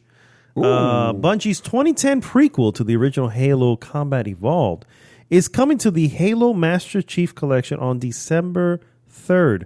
Microsoft and 343 Industries announced the release date for Halo Reach during today's, or at this point when it came out, November 14th, XO19 in London. Excuse me. Halo Reach will be available on the Xbox One version of the Master Chief Collection and will come to PC the same day. PC gamers can purchase the entire collection, which would include 6 games, for $39.99 or they can purchase Halo Reach separately for $9.99. On Xbox One, the Master Chief Collection also costs $39.99. Collection is also playable via Xbox Game Pass. So that's one piece there. Good news for some Halo fans out there. No mention if you own the Master Chief Collection already. Will you just get this? Yeah, no mention of that. I don't mention because they're not going to talk about that, sir. I don't own an Xbox, but as you can see, I specifically kept a copy of the Master Chief Collection to see if it was redeemable at some point on PC when it ever came out. But I doubt it. No, it's okay. You can get the pass, the Game Pass. You know what? I'll be willing. No, I don't know. I'll tell you this much. Mm-hmm. Halo Reach has my money already, because I feel like that is the best Halo game. You know, the best Halo game of Reach. Of them. Yeah, that's a lot of people's take on that. Yeah, that story was pretty amazing. Yeah. And the second of my last here is Wasteland 3 has a release date May 19th, 2020. In Exile Entertainment head Brian Fargo announced on also the XO19.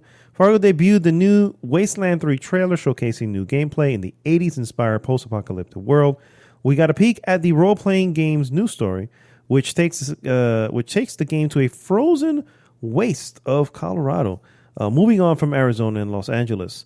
It's the biggest Wasteland game in the franchise, and with a budget 3 times larger than Wasteland 2. I actually have Wasteland 2. I don't know if you know this. Oh. I've never actually downloaded it. It's there. I don't even know how I got it. Like, honestly. On PC or on PlayStation. PlayStation 4. Really? I don't know how I got it. I really don't. I don't remember how I purchased it. I don't know if it was on sale. I don't know if I just was drunk and said, fuck it. You know, I don't know what it was. You heard Fallout and... I guess. I don't know. So I own this game, and I'm not even sure if I'm interested. Like, I look at it. I don't even download because I just look at screenshots and going, why did I get this? You know what? You like XCOM.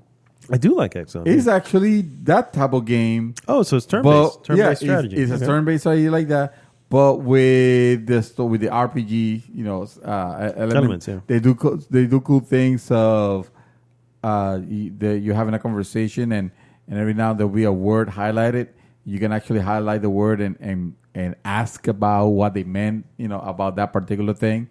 And the game is actually pretty good. That's another game that I gave some money to. Wasteland 2 or 3? 2. 2. Okay. Well, you know, 2. Well, that was a thank you. heyday of. There was a heyday for Kickstarters.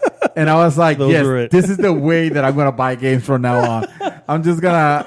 That's hilarious. Yeah, off of it, the only one that they all have been released. All the ones that I back, except for better or worse, because. Ouya, bro.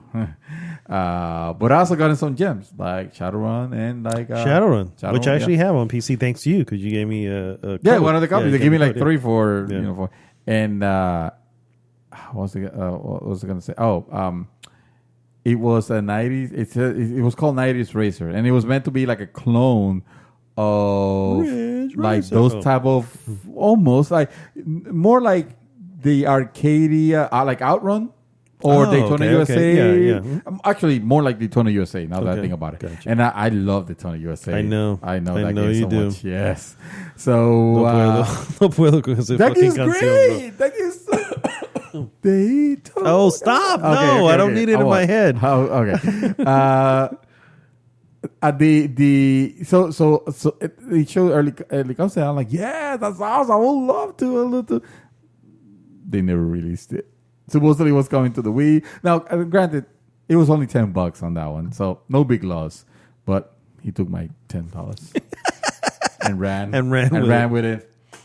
No mention. You didn't mention that they also announced Final Fantasy 14 is coming to Xbox at the XL. It wasn't one that I tagged because I just Final wasn't Fantasy. interested in it. Because, But just if but you don't hey, know, you mentioned it. now you know. Yeah, now you know. Final Fantasy 14. Final Fantasy 14. You know what's coming to Netflix? That should have you worried. Many things, I'm sure. Well, how about Beverly Hills Cop 4? my God. will be made by Netflix. And you're actually holding your eyes so they don't roll to the back of your head. Eddie Murphy's latest movie. The Rudy Ray Moore biopic, Dolomite. Dolomite, yeah. Yeah. Dolomite Is My Name has given the comedy icon some of his best reviews for decades. The film was made for Netflix, and it looks like Murphy's relationship with the streaming giant will continue, with the news that a long in development Beverly Hills Cop 4 is heading there. As reported by Variety, Netflix has acquired the rights to the fourth movie in the hit action comedy set from Paramount. The deal was announced by Bob Baskin, CEO of Paramount's parent company Viacom. This follows the announcement this week that a major deal between Netflix and Nickelodeon and another Viacom company, yada, yada. Anyway, Beverly Hills Cop has been in the works several years. God, for a long time, yeah. Really? Yeah, it's been rolling around, yeah. In June of 2016, Belgian directors Adil El Arbi and Bilal Falah were hired to direct, with production expected to begin in 2017. This didn't happen, but last month Murphy stated that he will begin work on the film once production on the upcoming Coming to America 2 was finished. Oh, dear Lord. In the meantime, the Belgian directors that I mentioned have directed Bad Boys for Life, which hits theaters in January. And if that trailer is any indication, that freaking, I can't. Oh God! Then you can't. Stuff like that I go, Netflix. What are you doing? What are you doing? So to be fair, I know what he's talking about. Dolomite Is My Name. I've seen the trailer. It's on my list. I am going to check it out because it looks funny. That said, I saw Beverly Hills Cop 3, and that was just shit. Just shit. They can maybe bring it back. This could maybe. It could be the Crystal Skull. Oh wait. No. All right. So you want more movies? No. Hit me with them, yeah. All right. So how about Mark Wahlberg in talks to play Sully in the Uncharted movie? Remember when he was being considered to play Nathan Drake? Yeah, Nathan Drake. Yeah, a really long fucking time ago. Because he's aged. He's like, oh no, you're too old now, bro. You got to play Sully. And he does not in any way fit into a Sully. Oh no, go ahead. Finish your story. Mark Wahlberg may actually be the big screen Sully in the upcoming Uncharted movie. Variety reports that actor Mark Wahlberg is in final talks to play Victor Sullivan in the Uncharted movie. Victor goddamn Sullivan. Wahlberg will be joining Tom Holland, who plays young Nathan Drake. As Variety reports out, this is actually a bit surreal because Wahlberg was actually considered for the role of Nathan Drake. See? Back when David O. Russell was attached to direct. And that was back in 2011. Actually. Yeah, that's how long ago that shit was. Yeah. Wow. That's how long the Uncharted film has been in discussion. It has. And it's still not out. It's not charted yet. It's not even filmed. It's not even filmed. Sir, did you know... Speaking of Ouya, okay. Do you know that the Google Stadia will launch without a bunch of promised features? Oh, yes. I had that story, but I was like, you know what? I didn't want to bash on them. So, but hey, by all means. Allow me then. The Stadia team is answering questions on Reddit, or was. Ahead of Google Stadia's November 19 launch, Google is hosting an MAA, an Ask Me Anything session on Reddit. As the MAA reveals, Stadia will be missing some of the key features on launch day. Those will start rolling out as soon as 1 week after launch, according to developers.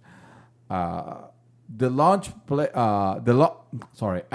players will not have access to an achievement system, though achievements will be saved and recognized when the system launches shortly after Stadia's release date. Nor will Stadia support the family sharing. Parents will be able to manage children's experience on Stadia with parental controls through Family Link. but can't share games, developer says. It's a high priority feature that will launch early 2020. Stadia will also not support Chromecast Ultra devices that didn't come with the Stadia bundle at launch.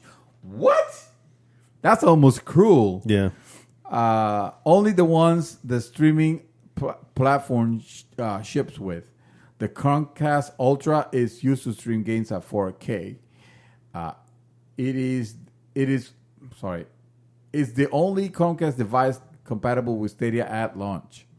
Google will update existing Chromecast Ultra devices over the air soon after launch, the developer said.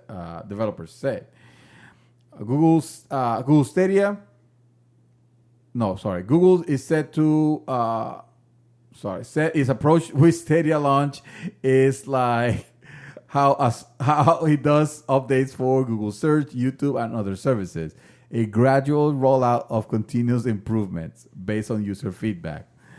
No game with stream whatever. It's basically to say Google Stadia at first you'll be able to see the game almost like YouTube because it's gonna be YouTube. Yeah, and then later on they're gonna let you play at some point. No. In all seriousness, like, goddamn, like Google, movements like this are the reason why people are very skeptical about how involved, how serious you're taking this. You know, and I think I remember an episode. I think we had a Stadia episode. Right? Yeah, we did. And I was like, I think it's not going. I mean, obviously it's going to have issues, but I just think exactly that. I think that they're not that committed to it. Just the fact that there's no large buy-in. You know, you almost need a large buy-in just so you have the commitment of the person who wants the product. Because you have that commitment, then you have now a commitment to provide services for said product. You know what I mean? There's almost this symbiotic relationship you have there when you have something like this, where it just doesn't feel like there are companies like Xbox or Microsoft, Sony, even Nintendo, they take hits when they bring these things out. And they take hits for a reason because they know this is me throwing out the fishing line, right? And I'm now getting the people in. You know what I mean? And so that's why it just felt like they and obviously they had the money to fucking throw away if they needed. It's like, well, it didn't work. It is what Google. it is. Yeah, exactly. So it's because of that their nonchalant attitude to it. There, I was like, yeah, I don't think this is gonna. And now, so many stuff is not available for those who have the early adopter type thing. You're limited to where you can even access this. Yeah, you know what I mean? Beta testing the system for the actual release sometime in 2020. So it's like this should have been a early access type thing. You know what I mean? Call it that. Or some sort of, or maybe a beta. Yeah, like you did with Gmail for years. If you call it that, then the expectation is what it is. This, you know what I mean? Yeah. Now we have this as our expectation. But when you say, we're launching and this is how you're launching it, you're like, we don't have achievements. Yeah. It's like, it doesn't. So, and also, I don't know. And then on top of that, you end up giving the internet enough ammo to make fun of you now. You know what I mean? So, and also, I mean, there's no denying that streaming is here to stay. Oh yeah. Streaming is happening. It's been here for a while now. So yeah. Yeah, but it hasn't been implemented well enough. Like, I feel like I'm talking streaming in general. Oh, not just game streaming. Yeah. Game streaming. Like, I feel like this is now where Microsoft is definitely going all in. I believe Sony, in their own way, and obviously Google Stadia wants to be a player on it. Nintendo has even been already testing this with some of the titles in Japan. Yeah. That they wouldn't have been capable of running natively on the Switch. But you play it on the server and you can stream it to the Switch, then suddenly it works. Suddenly it looks good. Yeah, exactly. So I don't have that. At some point, it needs to catch up, and I believe it will. The problem is this launch looks terrible. It looks so aimless. It looks half-assed. It looks half-assed. Yeah, it looks half-assed. And also half-assed the lineup, the launch line, like games. Okay, the like you're gonna give me fucking really Destiny 2. Destiny 2 is the game that you're running. We knew that was a launch game, though. Huh? We knew that was a launch. That's what I'm saying. Yeah. It's like, I mean, there are so many games that are releasing right now that you could have actually gone into, full tilt and make it something like shit. When I get video cards, I get codes to download like the latest games that is coming out. Sometimes not. Some games not even released, yet. And when I'm jumping into this service, and you're giving me a game that I could literally download for free. Now, granted, the vanilla version. My understanding is, and I could be wrong because now I'm not sure because again, your message has been super muddled. But my understanding is that you are getting the entire complete version. Yeah, the complete version on Stadia. On Stadia, the hey, this includes the we're latest talking about Destiny 2. Yeah, Destiny 2. Yeah, but I can't 100% guarantee that because we don't know. It's like you want to talk about streaming games, but you haven't really shown a lot of it, and it's because most of it is like crap that we already played before already, that we have even streamed already. Assassin's Creed Odyssey, like really, that's one of your marquee titles for this launch. Like, where are the exclusives? That was the test title that they had. Yes, 8 months ago. Yes, yeah. Where are they? Like, where is the problem? Is that they have their own set of developers making exclusives for Stadia as well, but we all know how game development works. Yeah. It's completely unknown. The time frame. You know what I mean? And if you just got them 8 months ago, you're not seeing any fruits of those labors for another couple of years. That's true. You know what I mean? True. So now we have to maybe. I mean, it's not a large buy-in. Let's be real. You know what I mean? But we'll see. It really feels like, you want to do something crazy? Do a collaboration, like get this, fucking Star Citizen out of the hands of this fool. That would be ridiculous. And just put a timeline. Release that shit and then just expand on the multiplayer, because that multiplayer is supposed to be like the next internet or the next place to meet. Yeah, at this point, yeah. Just do that because you're Google and you can. Make it. What was it called in Ready Player One? I know you're talking about not the Mirage, but the. I know you're talking Oasis. About the Oasis. That's right. Just make it the next Oasis on it. Sir, there's more, but I think I'm gonna leave it at that because anything else. Let me see. Let me just double check, make sure that we're not missing anything important. I definitely want to mention Google Stadia. Of course. What's the name? Star Wars Jedi Fallen Order got released. It's good reviews. It's getting very good reviews. So I'm excited for that. And let me know. Disney Plus has already 10 million subscribers. So there. How many of those are on the free trial? The free trial, yes. I'm just saying. 9 million. If you're counting me, actually. Probably 1 million is the actual trial, and everybody else they're just free trialing it for the first 7 days because they just came out Tuesday, right? Yeah. So we're still in those 7 days. I'm just saying. Yes. You're proud, Disney, but how many actually gave you money so far? You know what I mean? Just saying. All right, guys. We'll be right back with our hot topic.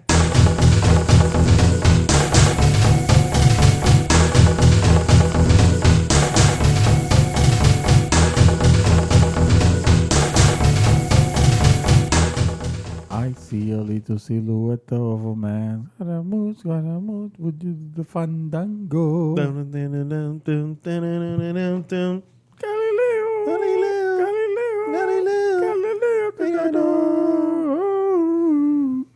I'm just a poor boy, nobody loves me. He's just a poor boy from a poor family, bearing his life for the dawn.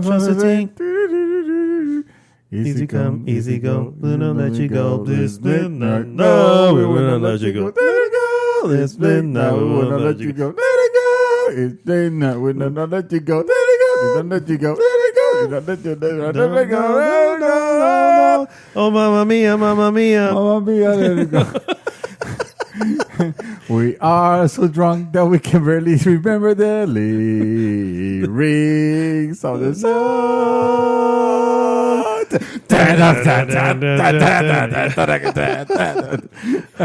Beavis and Butthead. Oh my God, that's good stuff. Welcome back, guys. It is time for the hot topic of the week. Hot topic. This week's hot topic again: intelligent or pretentious. That's what we're hot topicing. Yes, it is. Kojima, as I mentioned earlier, had an interview. Italian press, right? Let me get the story up here so we can kind of get some understanding. In an interview with Italian publication TGCom24, published on the release day of Death Stranding, Hideo Kojima had the chance to discuss the early reception of critics. While the average score was quite high, there are some low scores as well, coming mostly from the U.S. publications. Kojima contributed this to their preference to first-person shooter games, whereas Death Stranding, in his own words, quote, flies higher. End quote. I love it. I love you, Kojima-san. Yes. That is Well basically, said. in other words, this fucking Americans can appreciate with their big burgers and the These first-person freaking shooters. American baboons. Yeah. What do they know? Their Call of Duties, okay, they're playing the same game over and over. It is silly Americans. Uncultured. Yeah, exactly. He says those Backwards. alt-culture backwater baboons. This is this is a direct quote. I must say that the game received rave reviews, especially in Europe and Japan. This is from Kojima himself. Here in the United States, however, we have had stronger criticism. Perhaps it is a difficult game to understand for a certain type of critic and audience. Americans are great fans of first-person shooters. Death Stranding isn't one. It flies higher. I always try to create new things, and disputes and discussions are fine, but it must be said that the Italians and French have a different artistic sensibility that allows them to appreciate this kind of very original product, not only in video games, but also in cinema. Ouch. Uncultured Americans. You know, they have no idea what good cinema is. How would they ever know what good cinema With their loud games are? president and their walls and, Oh my God. and their chickens, their Popeyes chicken. They're arguing about Popeye's chicken sandwiches. What do they know about What do good they know about story? art that is not art, but is art? They don't have the sensibilities of us French people, even though I'm Japanese. Yes. He goes on to say, and this is actually an interesting part of it, so I kind of want to throw this in before we get into our discussion. With regard to the direction that Kojima wants to steer his studio towards, he mentions straddling the line between independent and AAA game productions, mainly because this allows him to leave his own mark. Quote, it's a bit of a challenge between independent and blockbusters. I want to be in the middle and take the positive things of both worlds. It happens that some very authorial games are sold. Well, it happens that some very authorial games are sold maybe only in Japan and leave with a low budget. But when they try to propose themselves abroad, it becomes international products, and they lose a little of soul of the creative directors that the creative director brings. The larger project becomes the more the larger the project becomes, the more the creative face disappears, which also applies to Western games. So interesting thing there. So let's take this piece by piece here. First off, is Kojima calling us a bunch of uncultured swines over here? In the nicest way possible, as a proper Frenchman would do, with very little words. Again, even though he's Japanese. Exactly. No, I mean he has a point.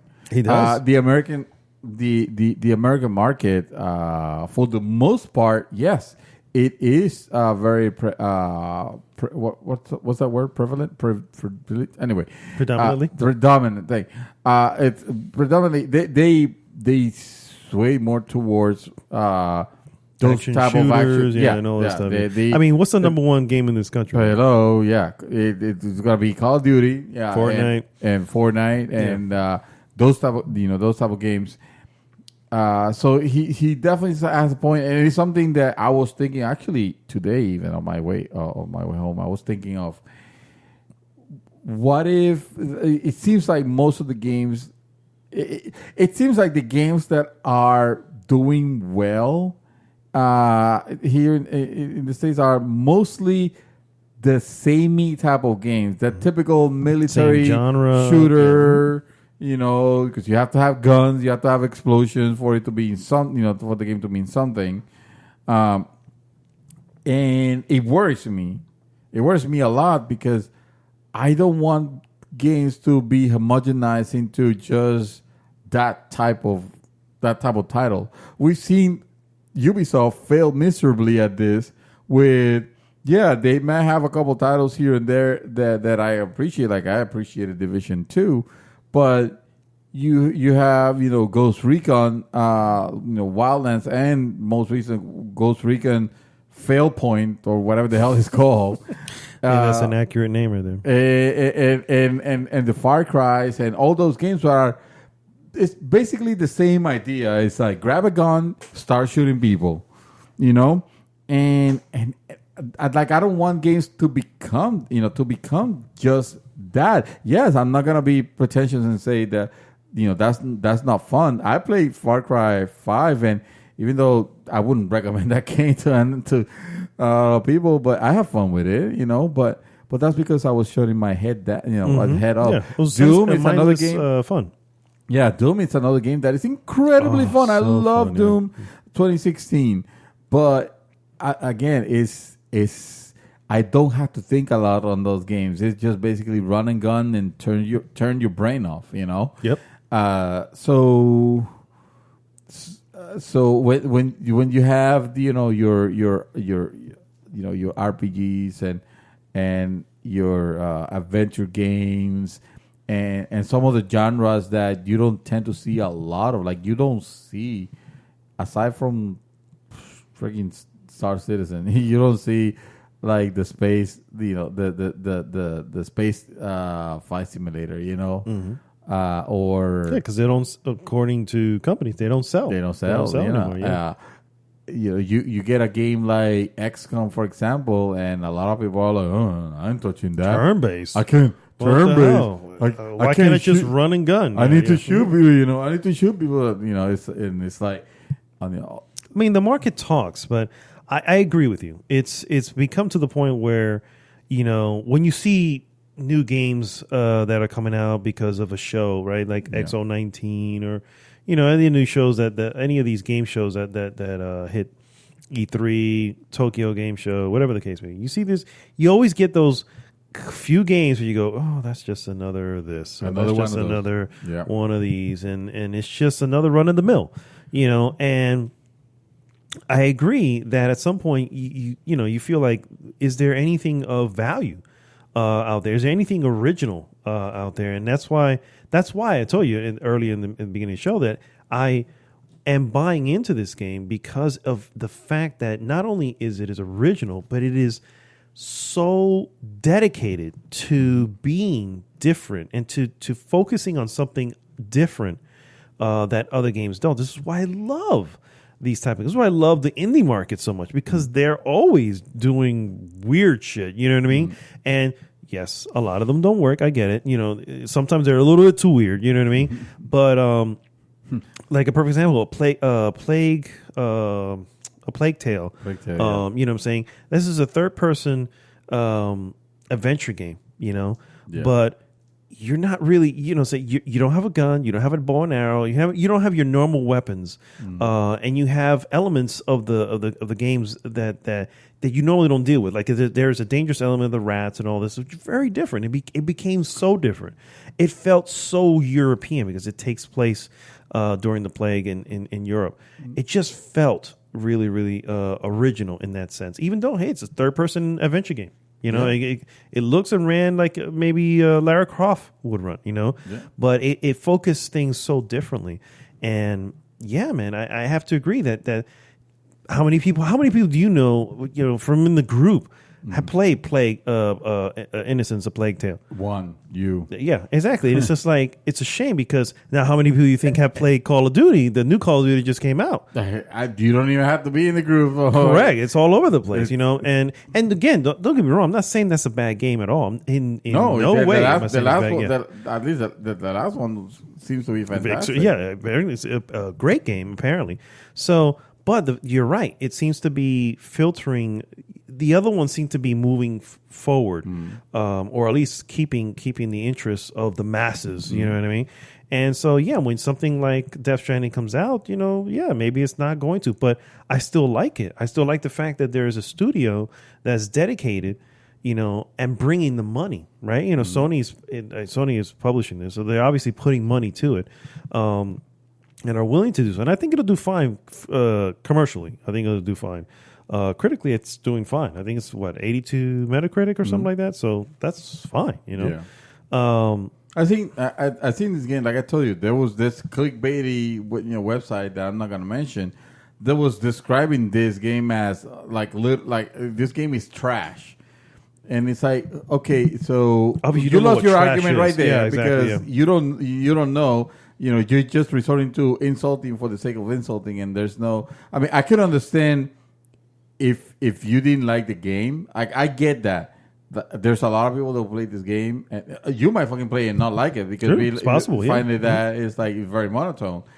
Well, I believe you could say, hey, no, I did like. Actually, you could say I hate this game, but is this game trash? Yeah, I would. I can say that. Obviously, this game had like incredible production values and a vision that it might have not jive with you personally, but it definitely jive with other people, and other people that have played it to completion and that are still playing it have been satisfied with it. Yeah. And that's what I expect of it. That the quirkiness, the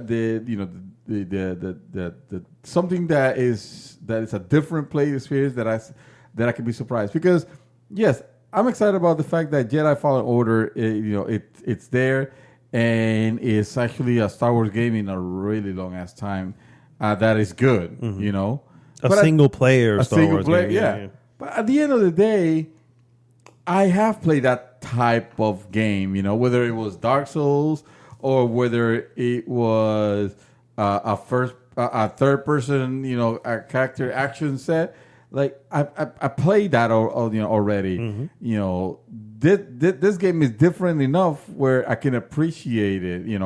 Now whether it holds me towards, because whether it holds me for the 50 hours or whatever long hours is to finish it, I'm not ready to say yet. And I also believe that there is a valid opinion in saying, hey, no, this game kind of went a little too far. Yeah. In the craziness factor and in the grind as well. The idea and the grind and all that.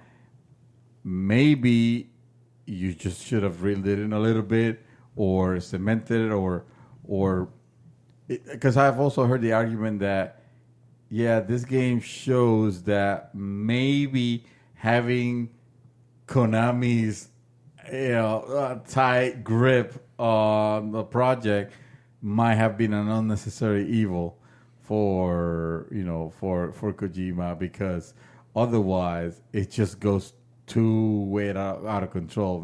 Some of these ideas. Like I don't know how I feel about that, because like I said, there are plenty of wacky titles that bring something awesome, and obviously the creator has full control as to do what it is that they're wanting to do on it. Yeah. And regardless of the final product, or regardless of the fact that you're not holding them back, the final product is literally a piece of that person. you know? Right. And that's what he mentions in that second part of the quote, where he wants his company to remain somewhere in between, because when you get too big, your product at the end is further from the original intent of the creator than it is when you don't have that many people, because you have a little bit more control. Thinking of bringing it over to the movies a little bit, thinking of like there was a quote actually from oh gosh, what is his name? It was this director, and it basically it kind of went up in flames a little bit on the internet because he insulted all the Marvel films. I don't know if you saw that. Francis, no, it was Scorsese. Martin Scorsese. Yeah. So Martin Scorsese goes on record saying that Marvel movies are not film, or they're not good film. Essentially, they're just whatever. And it's very similar to kind of what he's saying here. It's just like, it's not saying that first person shooters are garbage. They're just simple in what they're delivering, and sometimes you want something with a little bit more substance. Yeah. And I'll tell you right now, still one of the best games of all time for me is a game like Journey. I love that game, dude. That game was amazing. And it is, really think about that game. Yeah. Kind of out there, you know what I mean? But you had a dedicated vision, and the delivery of it was exactly what they were trying to do, and the final product shined because of it. You know what I mean? Even though it was wacky, even though you don't understand the world that you don't know what those flying things were, but you know what a long, arduous journey is, and that's what you got, and that's what it was about. You know what I mean? And sometimes that's all you got to be. And this is very similar to this right here. The difference in here is like, no, we're going to tell you. The other one's a 2-hour adventure, but now we're going to give you the journey. We're going to give you the Frodo version of this journey. You're traveling to Mordor on foot. You know what I mean? So even that, like, I understand that argument, but I feel where he actually differentiates a little bit is not just the time frame, but the fact that, yes, Journey, there was you didn't get an explanation of the world. You didn't need an explanation of the world. You did get an explanation of the world. It was done through the hieroglyphics, through the story. Now it's your interpretation of it, which may be different from mine. Right, right. But there is something there. Yeah, yeah. It's easy to interpret it on that front. But I feel like with Death Stranding, it's even with Metal Gear, even when the ideas were crazy out there and ridiculous, like I have the spirit of liquid snake through his arm or whatever. Those things were stupid and were completely nonsensical, but you kind of could put them together. You can still piece together what's going on. Piece together. Death Stranding, I feel like that is the fault of it. That even when you mid game, I'm looking at all these ideas, the piss grenades and the time fall, which is instead of rainfall, and the world the BTs that come out of the ground, and all these things. The thing about uniting, America through this chiral network, which is meant to be like the version of the internet and Wi-Fi and all that, all of these ideas, as opposed to something like Journey, where you could actually like interpret a little bit, is just in Death Stranding. They just feel like a soup of just random shit that you can't imagine how they will be put together in a sensical way at the end. Way then, yeah, like you don't see the cohesion. You just kind of have to accept it and disconnect your mind of any reality. Like, okay, this wants to mention elements of reality, but in reality, like, none of this shit will make absolutely no sense, because even the ideas themselves contradict one another. Like, okay, the rainfall could accelerate time, But so time is not a concept. The concept of time as we know it is actually something that could be affected by whatever are the properties of this rain, Matter of or this something. water, of matter. And what magical qualities does the water have, and why? And why do you get soldiers that attack you? It's I don't know, dude. It is So, the most yeah. nonsense. It's literally putting nonsense. And why do you attack these apparitions with your piss? Like literally, like piss grenades, like Hey, man. and poop grenades, like why? And why do you have a baby strapped to you? Like this is what I'm saying. It's Yeah, like yeah. I believe the baby one, if I'm not mistaken, there is an explanation for there the baby is an one, yeah. explanation, but just like everything else, it seems so flimsy. And also the game tries to give you an explanation about all the other concepts through long emails and stuff like that you can choose to go in if you're interested. Are these audio emails, or you just literally have to sit just there? literally text? I'd rather just you grab just tell me the coffee story, and yeah. sit down and start watching the because you get a fuck ton of them. Wow. It's almost like it's trying to explain the reason why that. You know what they remind me? They remind me of the grimoire on Destiny? Yeah. But except least that it's you in don't have to game. get. Yeah, at least this time Yeah. it's in game, but in the worst delivery method possible, which is here's a block of text. So the problem there. So here's probably one of the problem there is, and this is something that obviously is very important if Mr. Kojima-san would want to go into film. One of the most important things of delivering some sort of cinema, and he's also a very cinematic game developer, right? So if you're going to do this in a game format as well, it's show. You need to show more, not tell, right? Yes. So it's better. A perfect example, and a lot of people don't like it, but it really adds an element to it when you have a story and someone is telling you the story, rather than just seeing them sit there for 5 minutes telling you the story with the camera going back and forth from the person selling it to the person listening. Have some sort of visual going on, right? So something showing. They're still telling the story, but you can see, right? Because you show more. So it can be a little bit more about showing regardless as far as telling. So the email format, you know what I mean, is just telling you what the hell happened. Yeah. As opposed to, hey, why not giving me an audio thing that I can actually watch of said, hey, this is where the baby came from. You know what I mean? Yeah. And that is more fascinating because you're actually watching it. You're seeing it in action. You're getting a better understanding instead of just leaving it to your imagination, which I get is another form of that. But at the same time, you're in an interactive experience. Yeah. You might as well keep it as interactive as possible. So but there are some, I agree. There are some things that it doesn't matter how much you want to stretch your logic. It's just not going to make any sense. Even when it comes to, there's no way to pull that off. Like say for example, okay, so this game is about you, about you, Arnaldo, and beer is your enemy, and you attack it with peanut butter because the staples, you gotta get staples that are on a giraffe that eats an apple. And then that's how you win at delivering the keynote that you needed to. That's basically, it's like a bunch of random nonsense that you're trying to see, like, okay, how is this gonna be pulled off? Honestly, and it doesn't look like it will. Like there doesn't. But seem if to it be does, so I get it, and I get the concern as well. And obviously that's concerning for me, considering I just bought the game. But I can see the concern.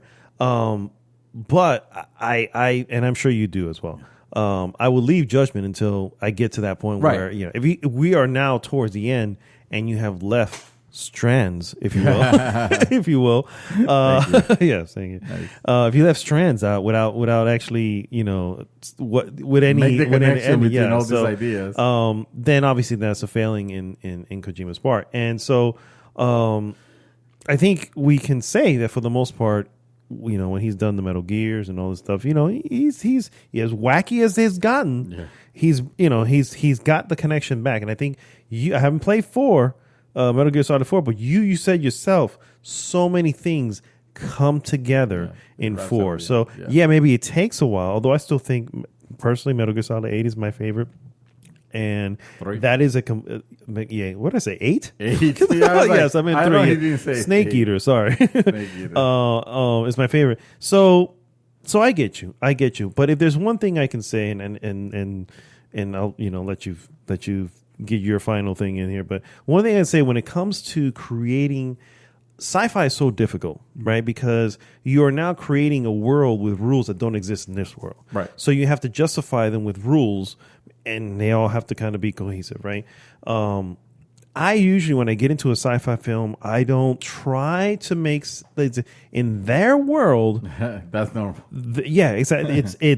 It's normal because that's it is. Accepted. Yeah, it's acceptable. Now, towards the end of the film, I'm going to come back and go, okay, it still doesn't make sense. Why is it? You know what I mean? Yeah. But if at some point throughout it says this is the reason why, and this is A is because of B, and B with that the reason B is because for A is because of C, right? And and whatever it is, and if they can put a good sci-fi film pulls all that together.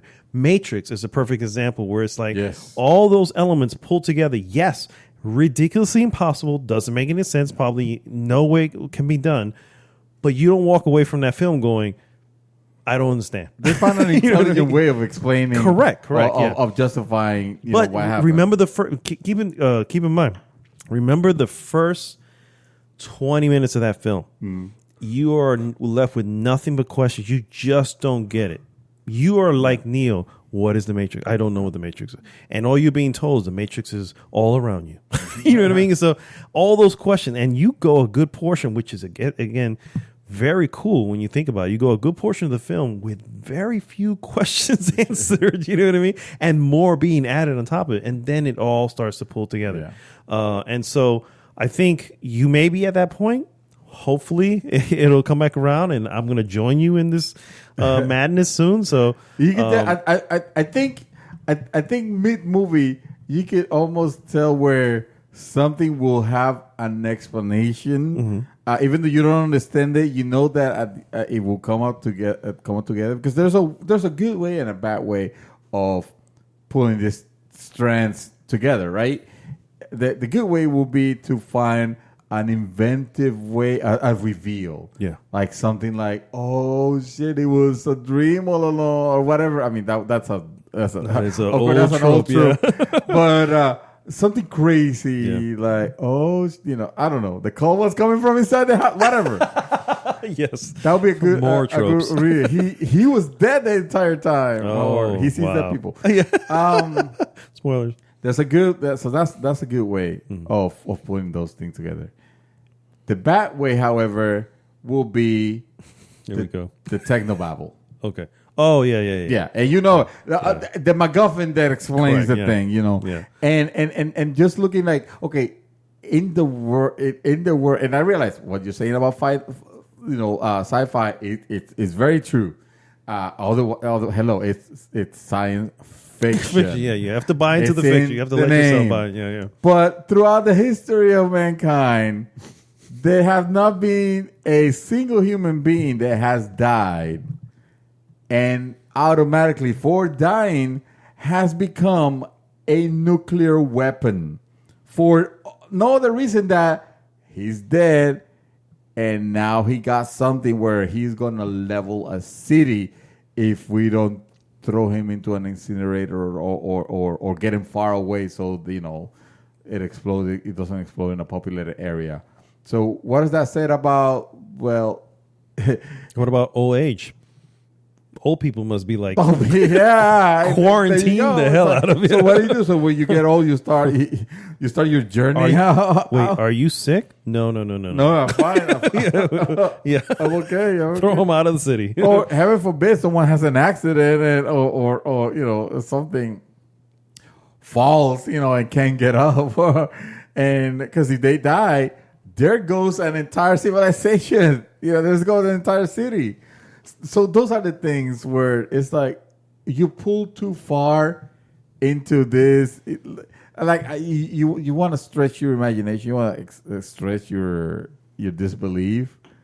But you have pulled too far. It has actually broken already. Yeah. And for a game that is about making connections, with the world, strands. There's too many loose ends over here that I could just not possibly see them put together unless your idea of putting them together is a technobabble story. Yeah. And in that case, that's not good storytelling. That's just using a trope. Yeah. That's just using an excuse. And if you're so fabled for being, for delivering this story, the cinematics, yes, the cutscenes in this game are gorgeous, and even though it's a little abused a little bit, the fact that they know they have a good engine and they show, so they're constantly gonna have like close-ups of the characters' faces and Norman Reedus from all angles and stuff like that. They're gonna have that. But I understand, almost I can almost forgive them a little bit. Showing off the engine, sir. Showing just the engine, exactly. And by extension, if you really think about it, just think about what I'm saying. And I know the game does have a lot of product placement. Oh God, yeah. The engine itself is another product placement. It's another product because this is an engine now owned by Sony. You know what I mean? So, without saying much, the game will remind you that this is the Decima engine, and not by saying the Decima engine or anything like that. It's when you see it, you'll know it. You'll know. You'll be like, oh, okay, yes. Yeah. so in itself, it's an advertisement. Yeah. So in a way, that's my concern. The fact that maybe you should have shown a little bit of restraint. I realize that you're trying to go for a crazy vision of the world and all that, but you went too far to where like the story right now is the less. I mean, I realize they do say I'm chapter 3 and they do say that it gets better chapter 4 and going forward, but that's almost like 15, 20 hours, away. It's hard to from convince, start. Yeah, it's hard to convince somebody to go, hey, don't worry, it's good. You just got to get past. Yeah, we talked about that. We said, that's not a good thing when have to say, oh, it gets really good at the 20th mark. That's not a good thing. No. That means you fucked up for the first 20. Exactly. And guess where everyone's going to be at for the majority of this time. That's the first impression. Exactly. That's the first impression, which is not to say it makes a bad impression. Well, actually, when you start the game, when you start doing what you're doing, it makes a good impression because it looks amazing. And it's the piece, those pieces of the story is that the stories themselves is the things that you go like, okay, fine. I guess I do want to know about, Fragile and about the baby and about, and about Sam Porter Bridges, who works for Bridges. But you kind of, you didn't went a little too far. You went way too fucking on the deep end. Like, I think we all knew. Miles away from the coast, I'm talking about. And we all called it that this was going to be Kojima Unleashed. Yeah.